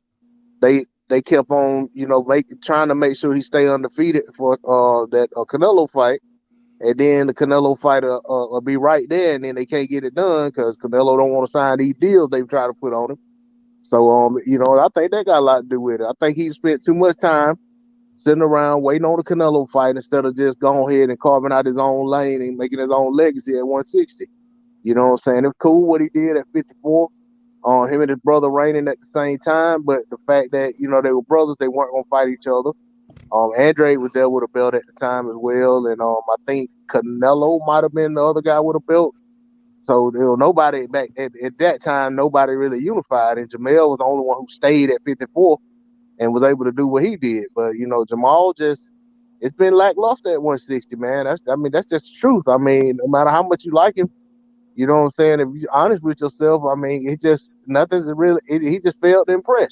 The only guy that he really just really showed out on, you know what I'm saying, were guys like the dude that had the bad leg or whatever it was. You know what I'm saying? I think that might have been his first fight at 160. That dude could barely walk. Whatever happened to him? Was that Highland, Sebastian Highland or something like that? Yeah, that's a good memory. Yeah, what happened to it? Was something wrong? What's something wrong with the dude's leg or something in that fight? Yeah, he had something wrong with the leg. He getting hands put on him too. He looked pretty good against Sebastian. What's that dude that got? He hit Emmanuel Aline with the left hook and knocked him out. I always fuck this man's name up. He tall and skinny. Something Junior. And is Jamal Charlo fought him? Hugo Centineo Jr. Oh, Hugo Centineo Jr. Okay, yeah. Let me see. That one too. I think those might have been his first two fights at 160. But they still like blown up 154 pounds. I was trying to leave that part out. Oh man. Hey, can I say something else about this Andre situation right quick? Say it. All right, so I was looking at the introduction, man, and maybe I'm paying too much attention, read too much into it. And I was at work and I was trying to slip and look at it and listen, and but I was trying to watch the screen, though, which is I hardly ever do that at work. I don't be trying to get caught looking at videos on my phone. But I was looking at what's his name, Espinoza, when he was introducing Andre, and like he had this aggravated look on his face, you know what I'm saying? And then he didn't say anything about Andre's accolades or nothing. You know, he didn't call him a former 2-division champion. None of that stuff like what he did when he was introducing, you know what I'm saying, other people. You know, he was like big up in him, you know, talking up on him and talking him up.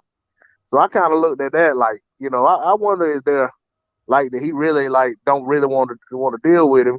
And well, Andre ain't really in the best of graces with him, so he gonna make him earn everything he get there. But with thinking along that vein of thought, I started thinking about if they want to use Andre to enhance somebody's resume, do they start trying to put Andre in a situation where like, hey, I know you want to fight this guy and that guy, but we ain't got nothing for you. But we got Dave Morrell. You know what I'm saying? Thinking that, you know, maybe it's the right time for Andre to get picked off by a young gun like Dave Morrell. to try to, really enhance his resume and boost him up, instead of giving him the fight that he coming over there thinking that he gonna get. What's y'all thoughts on that? I'm thinking, damn, you just made us have to look at something a whole nother way and just snatch the opportunities of great fights right out of my plate. How dare you? But with that being said, that ain't a bad fight though. No, it's not a bad fight, but you listening to your logic and what you're saying, that could make a good plan as far as thinking that he might be at that time that he could be picked off by a young gun. It could boost him too by saying, shoot, he went out there and knocked that young gun off and still looking for the smoke. I can see it working two ways. Maybe Steven just had a gastro problem or something. Maybe his stomach was hurting when he got to Andre and he just couldn't get through all what he needed to say. I'm just saying. I'm just throwing it out there. I'm messing with you. But yeah, Shields will probably veto that shit though. You don't want to see no Andre. Oh, yeah, right. I forgot about Ronnie Shields. God dog, I did forget about that. I did too. Nothing to do with that man. You know what time it is, but that would be a 5 versus a 5. That motherfucker Morrell is what 130-2. Youth world champion, like AIBAs and shit. Baby world beater, basically. So it would be a good matchup, man. But I don't think Ronnie Shields would be confident in that, especially when this guy don't even have that many fights. Like how many fights he got? Like 7, 8 fights or something. 8 or 9, something like that. Yep. Yeah, I don't know if he'll be behind that. Wait, it's kind of early. Lala D say them mother suckers don't like Andre. Well, either way, he's over there. Actually, it's a great move. It's almost like replacing the Charlo tires on the car and putting some Andre tires on the car, because we weren't getting nowhere with those mall tires. They was kind of balding out. I get frustrated with Andre's career. I mean, the guy ain't getting no younger. Like, this time don't wait for nobody. The man like 34 now, and we still ain't seen him in the fights that we want to see him in. And we know what type of talent that he has and his background, his pedigree. And we didn't get a chance to see him in his absolute prime fighting the best fighters in the world. I ain't necessarily blaming Andre. I understand that slick black southpaws are routinely avoided in boxing. That's just what it is. It's just frustrating that we didn't get a chance to see it with our own 2 eyes. And we got to debate these hypotheticals and all this kind of shit all the time instead of having a concrete answer to how good is this guy against the best fighters in the world. I mean, we could speculate, but I would like to have seen it when he was like 28, 29 at his absolute best. You know what I'm saying? But I'll settle for 34, man. I just want to see him get some big fights. Yeah, and still be able to perform at the top level. You're right. We can't blame him for everything, but some mistakes made in the handling of his career also stole away a lot of fights that we could have seen him in. The companies not wanting to work with each other. So hopefully this move is a good move for him, and he get to prosper from it, and we get to prosper by seeing him step in the ring and have good fights. I would like to see him fight David Benavidez. This slick craftiness against the man wanting to just come forward all the time. I don't even know how to look at him against Caleb Plant, but I think that'd be a nice fight as well. Him against Caleb Plant. I would give him the. You think so? You think so? It'd be a good fight. It's just fucked up that the man got to go up 2 weight classes before we get a chance to see him fight these type of opponents. Like, they gotta have some type of advantage. They've been at 168 all this time. That's the division that they started at. They gotta have some kind of advantage. I just wish we would have got a chance to see the man fight the best at 154 and 160. He done fought a couple of guys that give you an opportunity to kind of gauge how good he is, but he didn't get a chance to fight the cream of the crop. So he got to go up 2 weight classes, move up 14 pounds before we get a chance to see him in those type of fights. And he a lot older. Like, I won't be surprised if he get beat in a close fight or some shit. Like D-Lo said, he might be getting to that age where he might get picked off or something. Just be like a what if story. Like, what if we got a chance to see him when he was 27 and he was in his prime? You know what I'm saying? Right. Yeah, the what ifs, like what if we could have seen Muhammad Ali do a lot more fighting as Cassius Clay during the time they when the government took him out of boxing, all those fights. Yeah, so I feel what you're saying. It's bittersweet.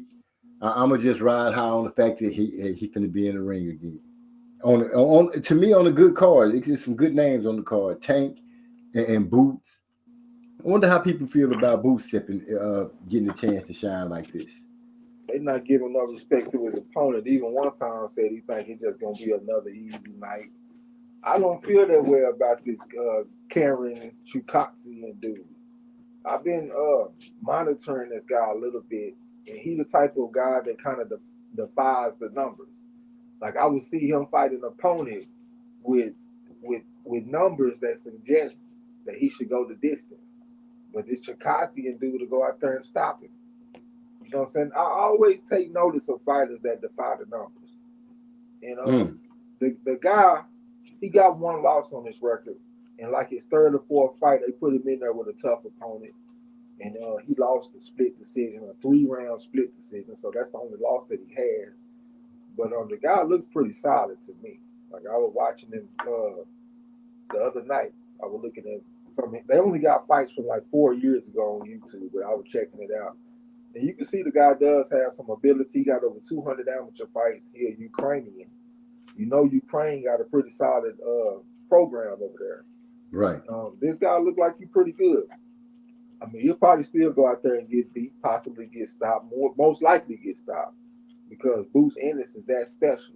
But I think that Ennis needs to get some respect if he go out there and dominate this guy. And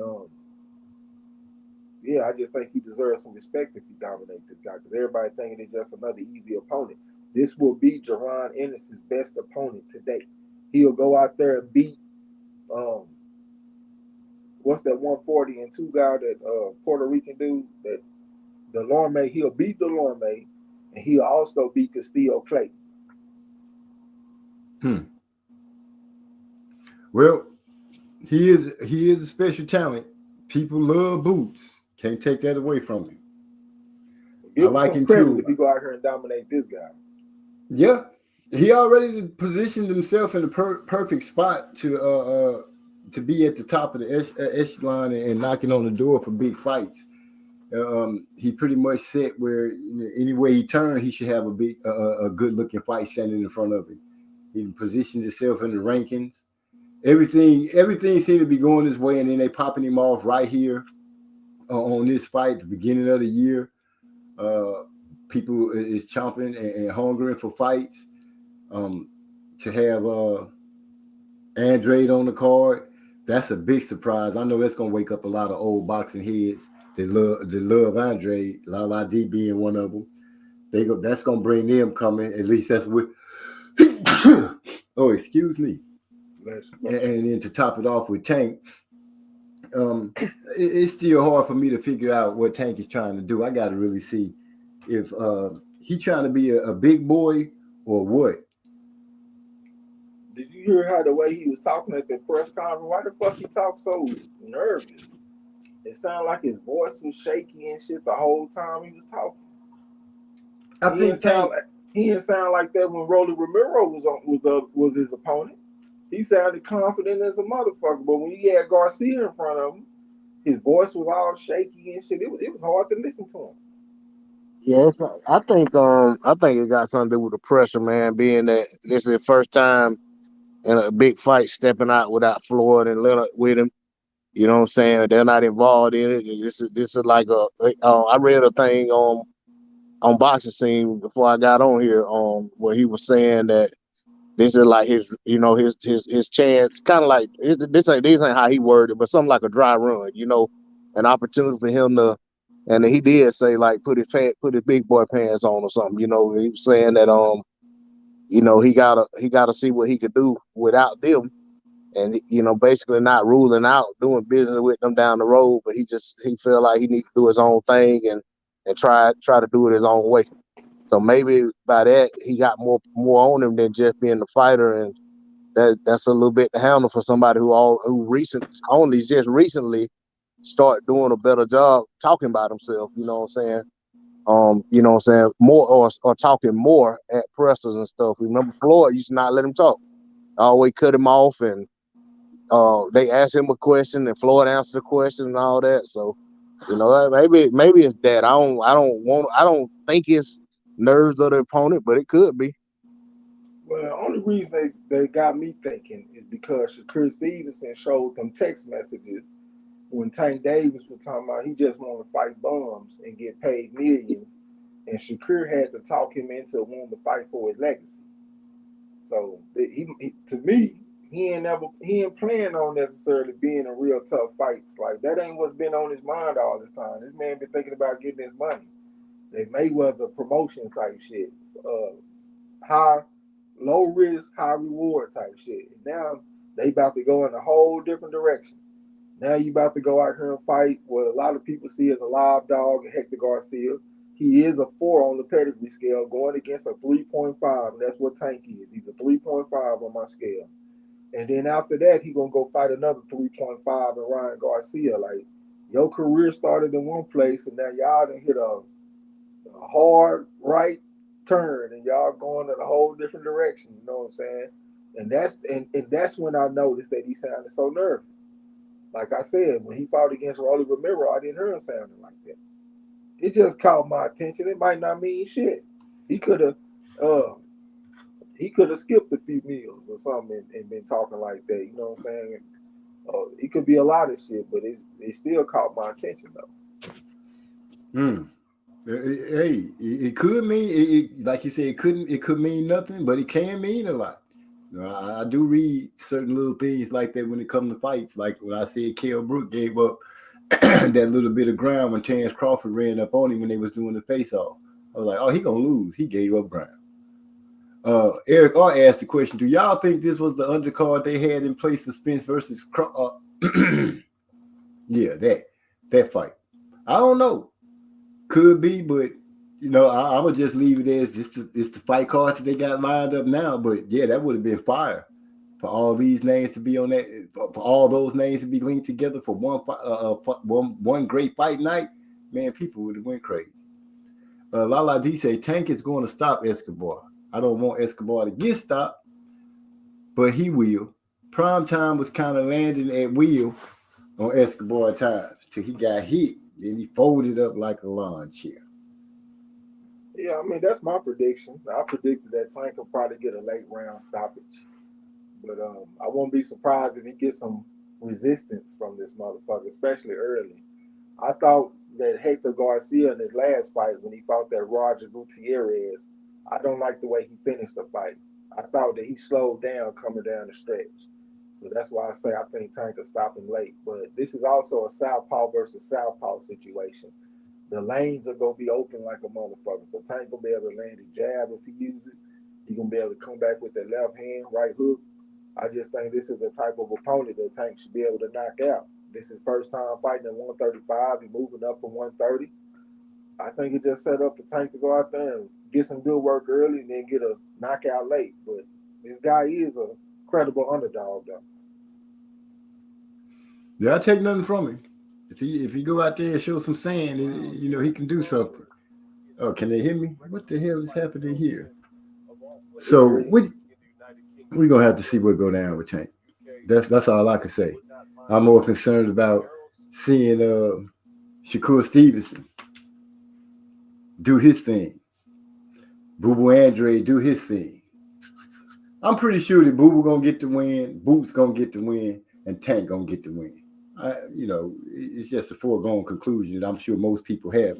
But like you said, I'm gonna go and try to see what I can see about this guy that Boots is gonna fight. That might end up him taking it to distance because he don't really go to distance. He all his fights end so abruptly.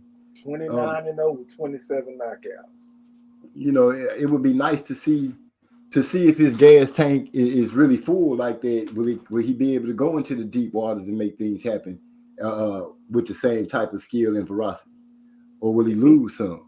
If he go out here and knock this guy out in 2-3 rounds, the division might be in trouble, square business. Because I don't think this is the type of opponent that you go out there and knock out in 2 or 3 rounds. Like I said, the man got over 200 amateur fights coming out of Ukraine, got some pretty good boxing skills.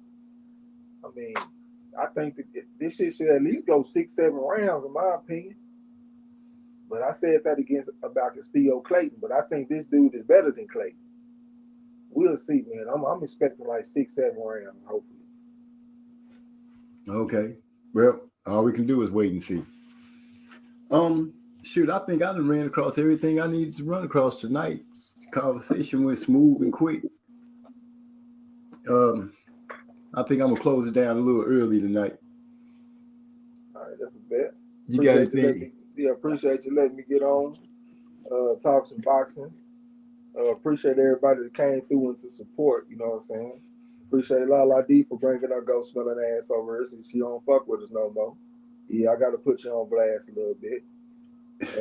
We still got love for you though, so that's why when you come through, it's like you ain't never left. We can just pick up where we left off at type shit, you know what I'm saying? But appreciate everybody, man. I'm gonna try to have the trivia done that I've been talking about. I'll come back with that shit like on Thursday or Friday. If I don't, that'll be because I'm calling the fight on Saturday, the Teofimo Lopez fight. I'm strongly considering calling that fight, you know what I'm saying? If I can do it and my audio sounds at least decent. How has my audio sounded today? Have I sounded like I'm far away, or have I sounded more normal? Oh, since I've turned you up, you sounded pretty decent. You know, we've been hearing you pretty clear. Even when you was moving around, we could hear all of that. All right, so if that's the case, I'm gonna try to call the fight on Saturday. Appreciate everybody. Much love to you. I ain't gonna talk you to death.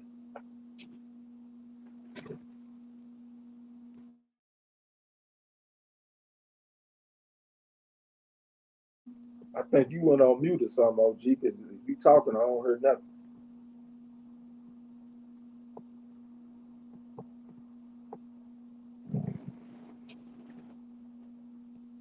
What the hell happened? Am I the only person? He might have stepped away or something, man. I'm gonna go ahead and just let everybody know I appreciate them. Appreciate everybody being in the chat. Appreciate y'all letting me on the panel and chopping it up and everything, man. I hope everybody has a good work week or whatever they do during the week and enjoy a good weekend of boxing, and we'll catch y'all on the next live. Hey, this nigga just jumped off on his own live stream. You see that? This nigga crazy. So what we do? That jump off and leave this nigga shit running? I don't know, because they're gonna keep running, man. He said his computer turned off. He better get back in here somehow. Hey, tell him go to Discord and get back on the link. Yeah, nigga, go hit your own link and get back up here, man. Nigga, we gotta go. We can't sit up here and live stream sit for this nigga. Yeah, look, he got caught now. Now we know why he was trying to shut it down early. He forgot to charge that computer up. Yeah. That nigga got us live stream sitting and shit. Yeah. Got to babysit the live stream for him. Yeah, this nigga crazy. Somebody.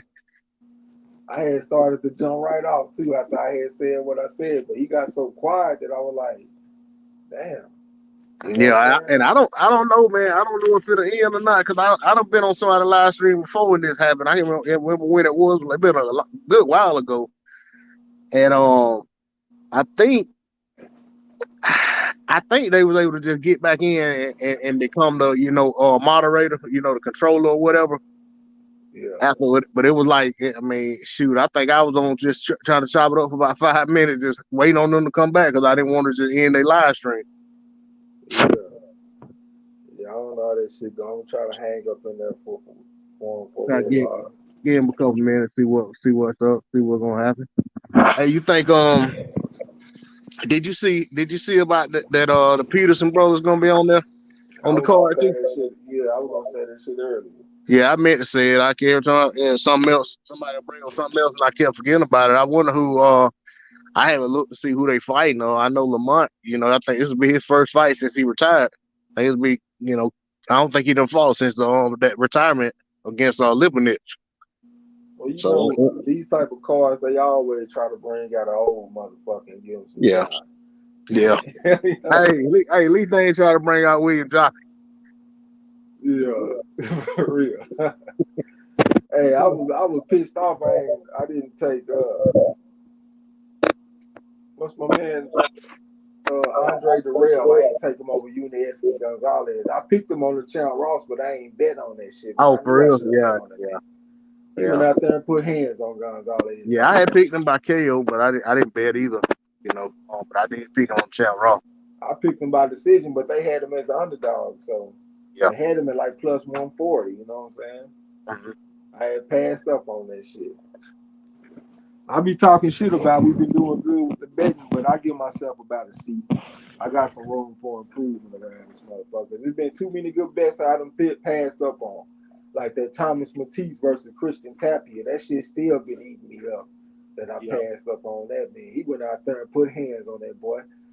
Hey, what you think about that Linares versus Hamazarian fight that's coming up weekend?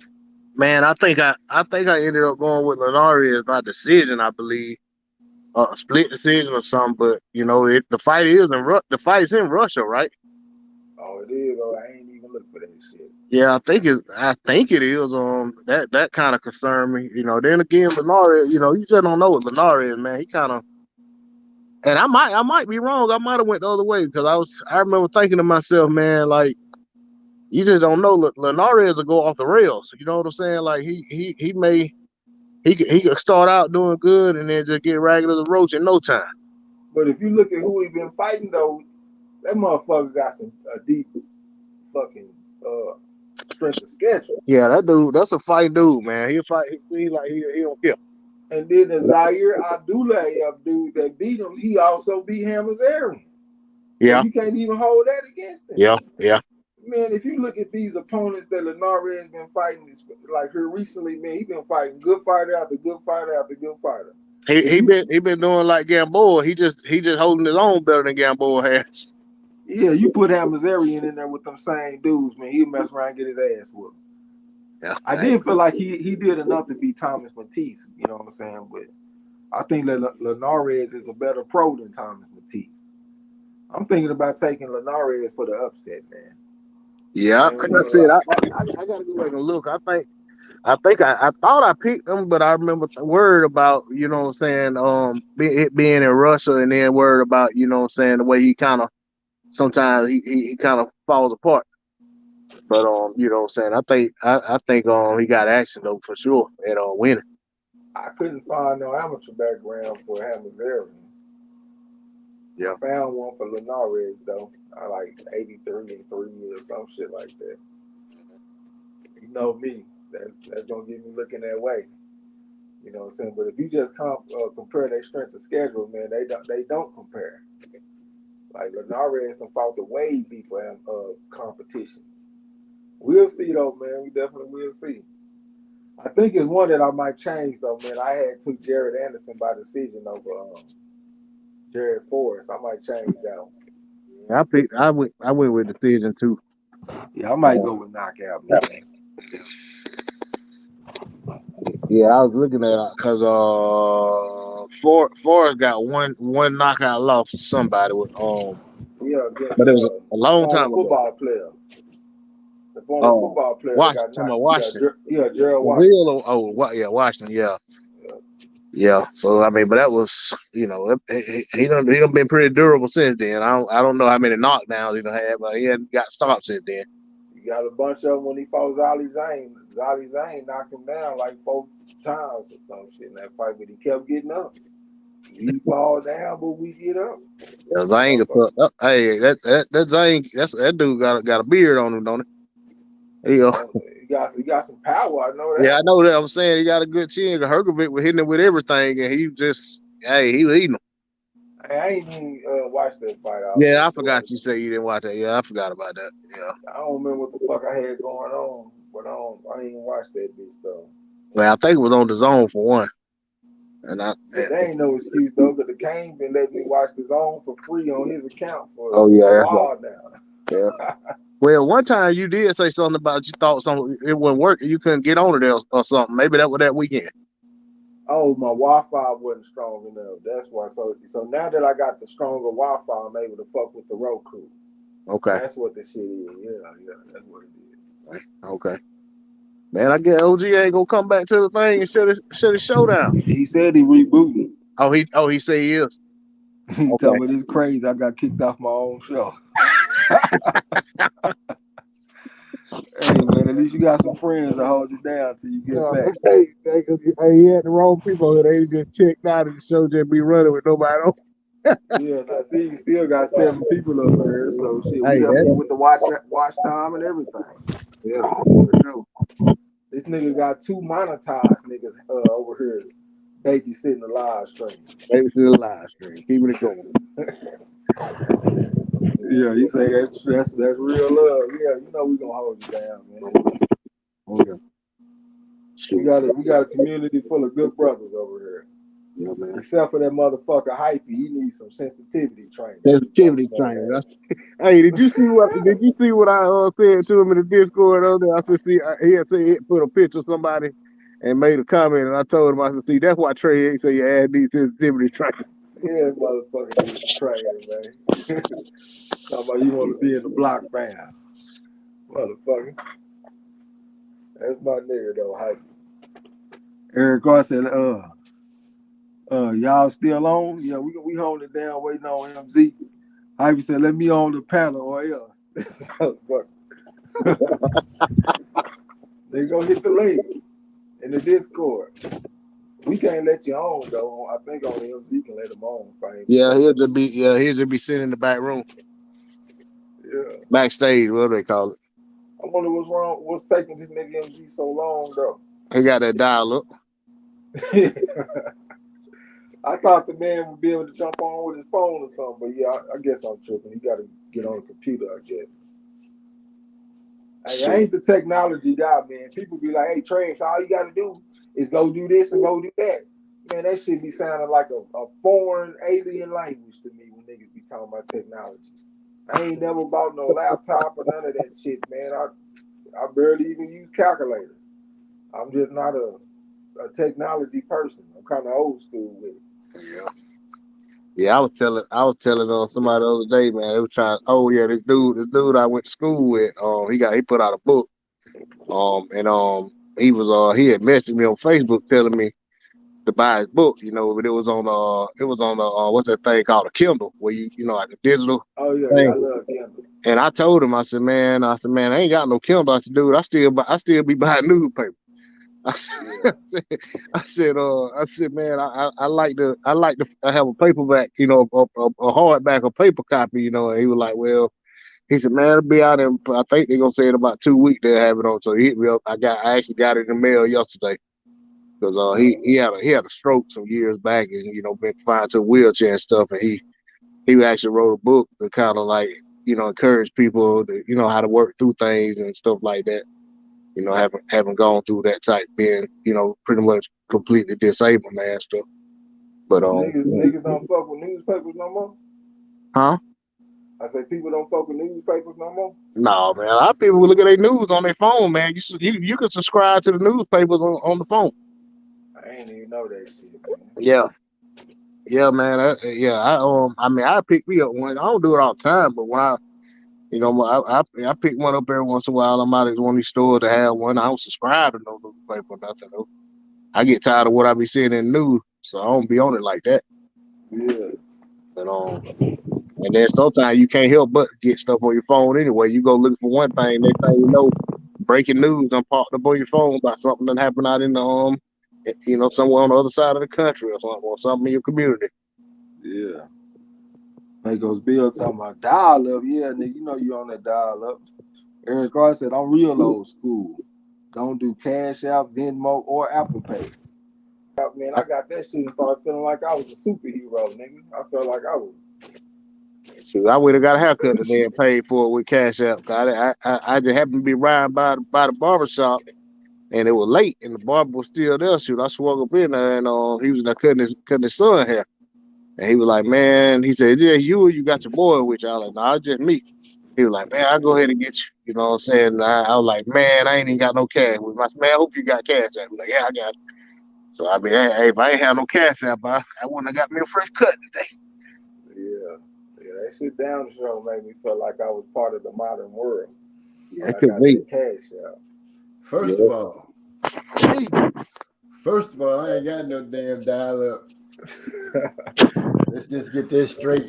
Now you got some dug up, nigga, because the dog next door went out there and dug up the line on your ass, nigga. I read what you said. Man, I was so mad then, man. I was like, dude, not today. I'm trying to do a show tomorrow. But they came and fixed it this morning. No, I tripped over the cord. I got a flat screen, touch screen desktop. I tripped over the cord and it unplugged. And you know, when the computer unplugged, you gotta go through all these safety issues and make sure nothing is corrupt and stuff like that. But I appreciate you guys holding it down. I looked up, I was like, ain't this a bitch? I done got kicked out my own show. The computer don't want to let me in. What is going on? Hyphy. Man, this is crazy. You got your sensitivity training, motherfucker. Oh, now he don't want to say nothing. Yeah, Cat got it done. I'm back. Oh, okay. No Pecos Bill was just shutting down the live stream, huh? He probably missed that. Oh, I'm sorry I came in late. My bad. Kicking myself off, mate. That's a whole nother conversation. Shit. Hey, but that's real right there. Cause most people would have jumped off and been like, just left nigga shit, just left playing stuff, burning dead air. People coming to it talking about what is wrong with this cat. But y'all here, and you're right. I got two monetized. That's what you call real love. I got two people that's monetized, holding down my little old channel. Ain't that something? Yo, we got you, man. So how You still about to shut it down, though, huh? Yes, I am going to still shut it down. All right, I'm going to go ahead and jump off there, man. I'm going to get with y'all, boy. All right. I appreciate you coming through, Trey. Peace, bro. Peace. Peace. Well, with that being said, I'm gonna. Even the music got turned off. Hey, can you? I don't know if you set up to do it. Can you play? Keep moving on the way out Sure, I will pull it. I'm pulling it up right now. I'll get that on for you before we go out the door. Requested by D-Lo44, the voice of reason. Asked if we can bring out Keep Moving. Come on now, work with me.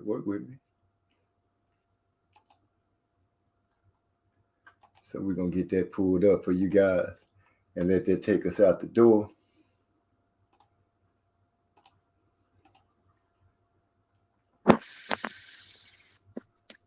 And here we are. I Keep Moving by the Track Titans. I don't worry about no problems, there's no problem worrying me. I don't need to take a phone when there's empty way to see it. I keep moving, always keep these people in your sight. I keep moving, you never know who's wrong or who's right.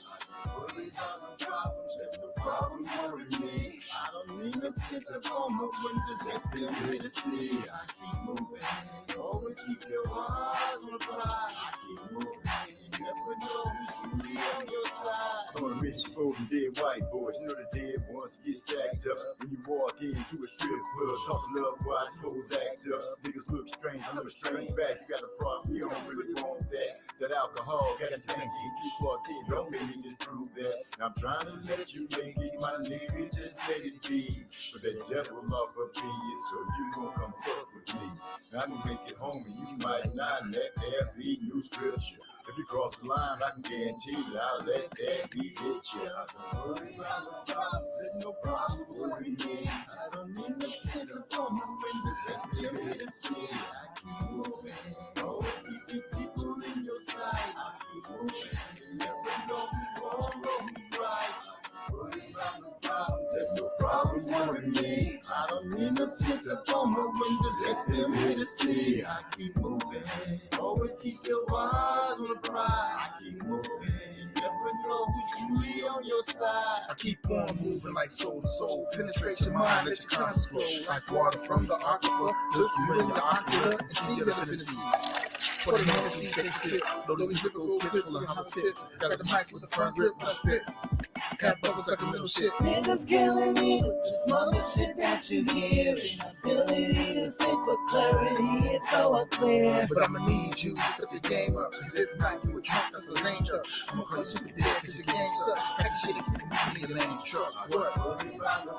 There's no problem with me. I don't need no tears upon my windows that they're here to see. I keep moving, always keeping people in your sight. I keep moving, you never know who's wrong or who's right.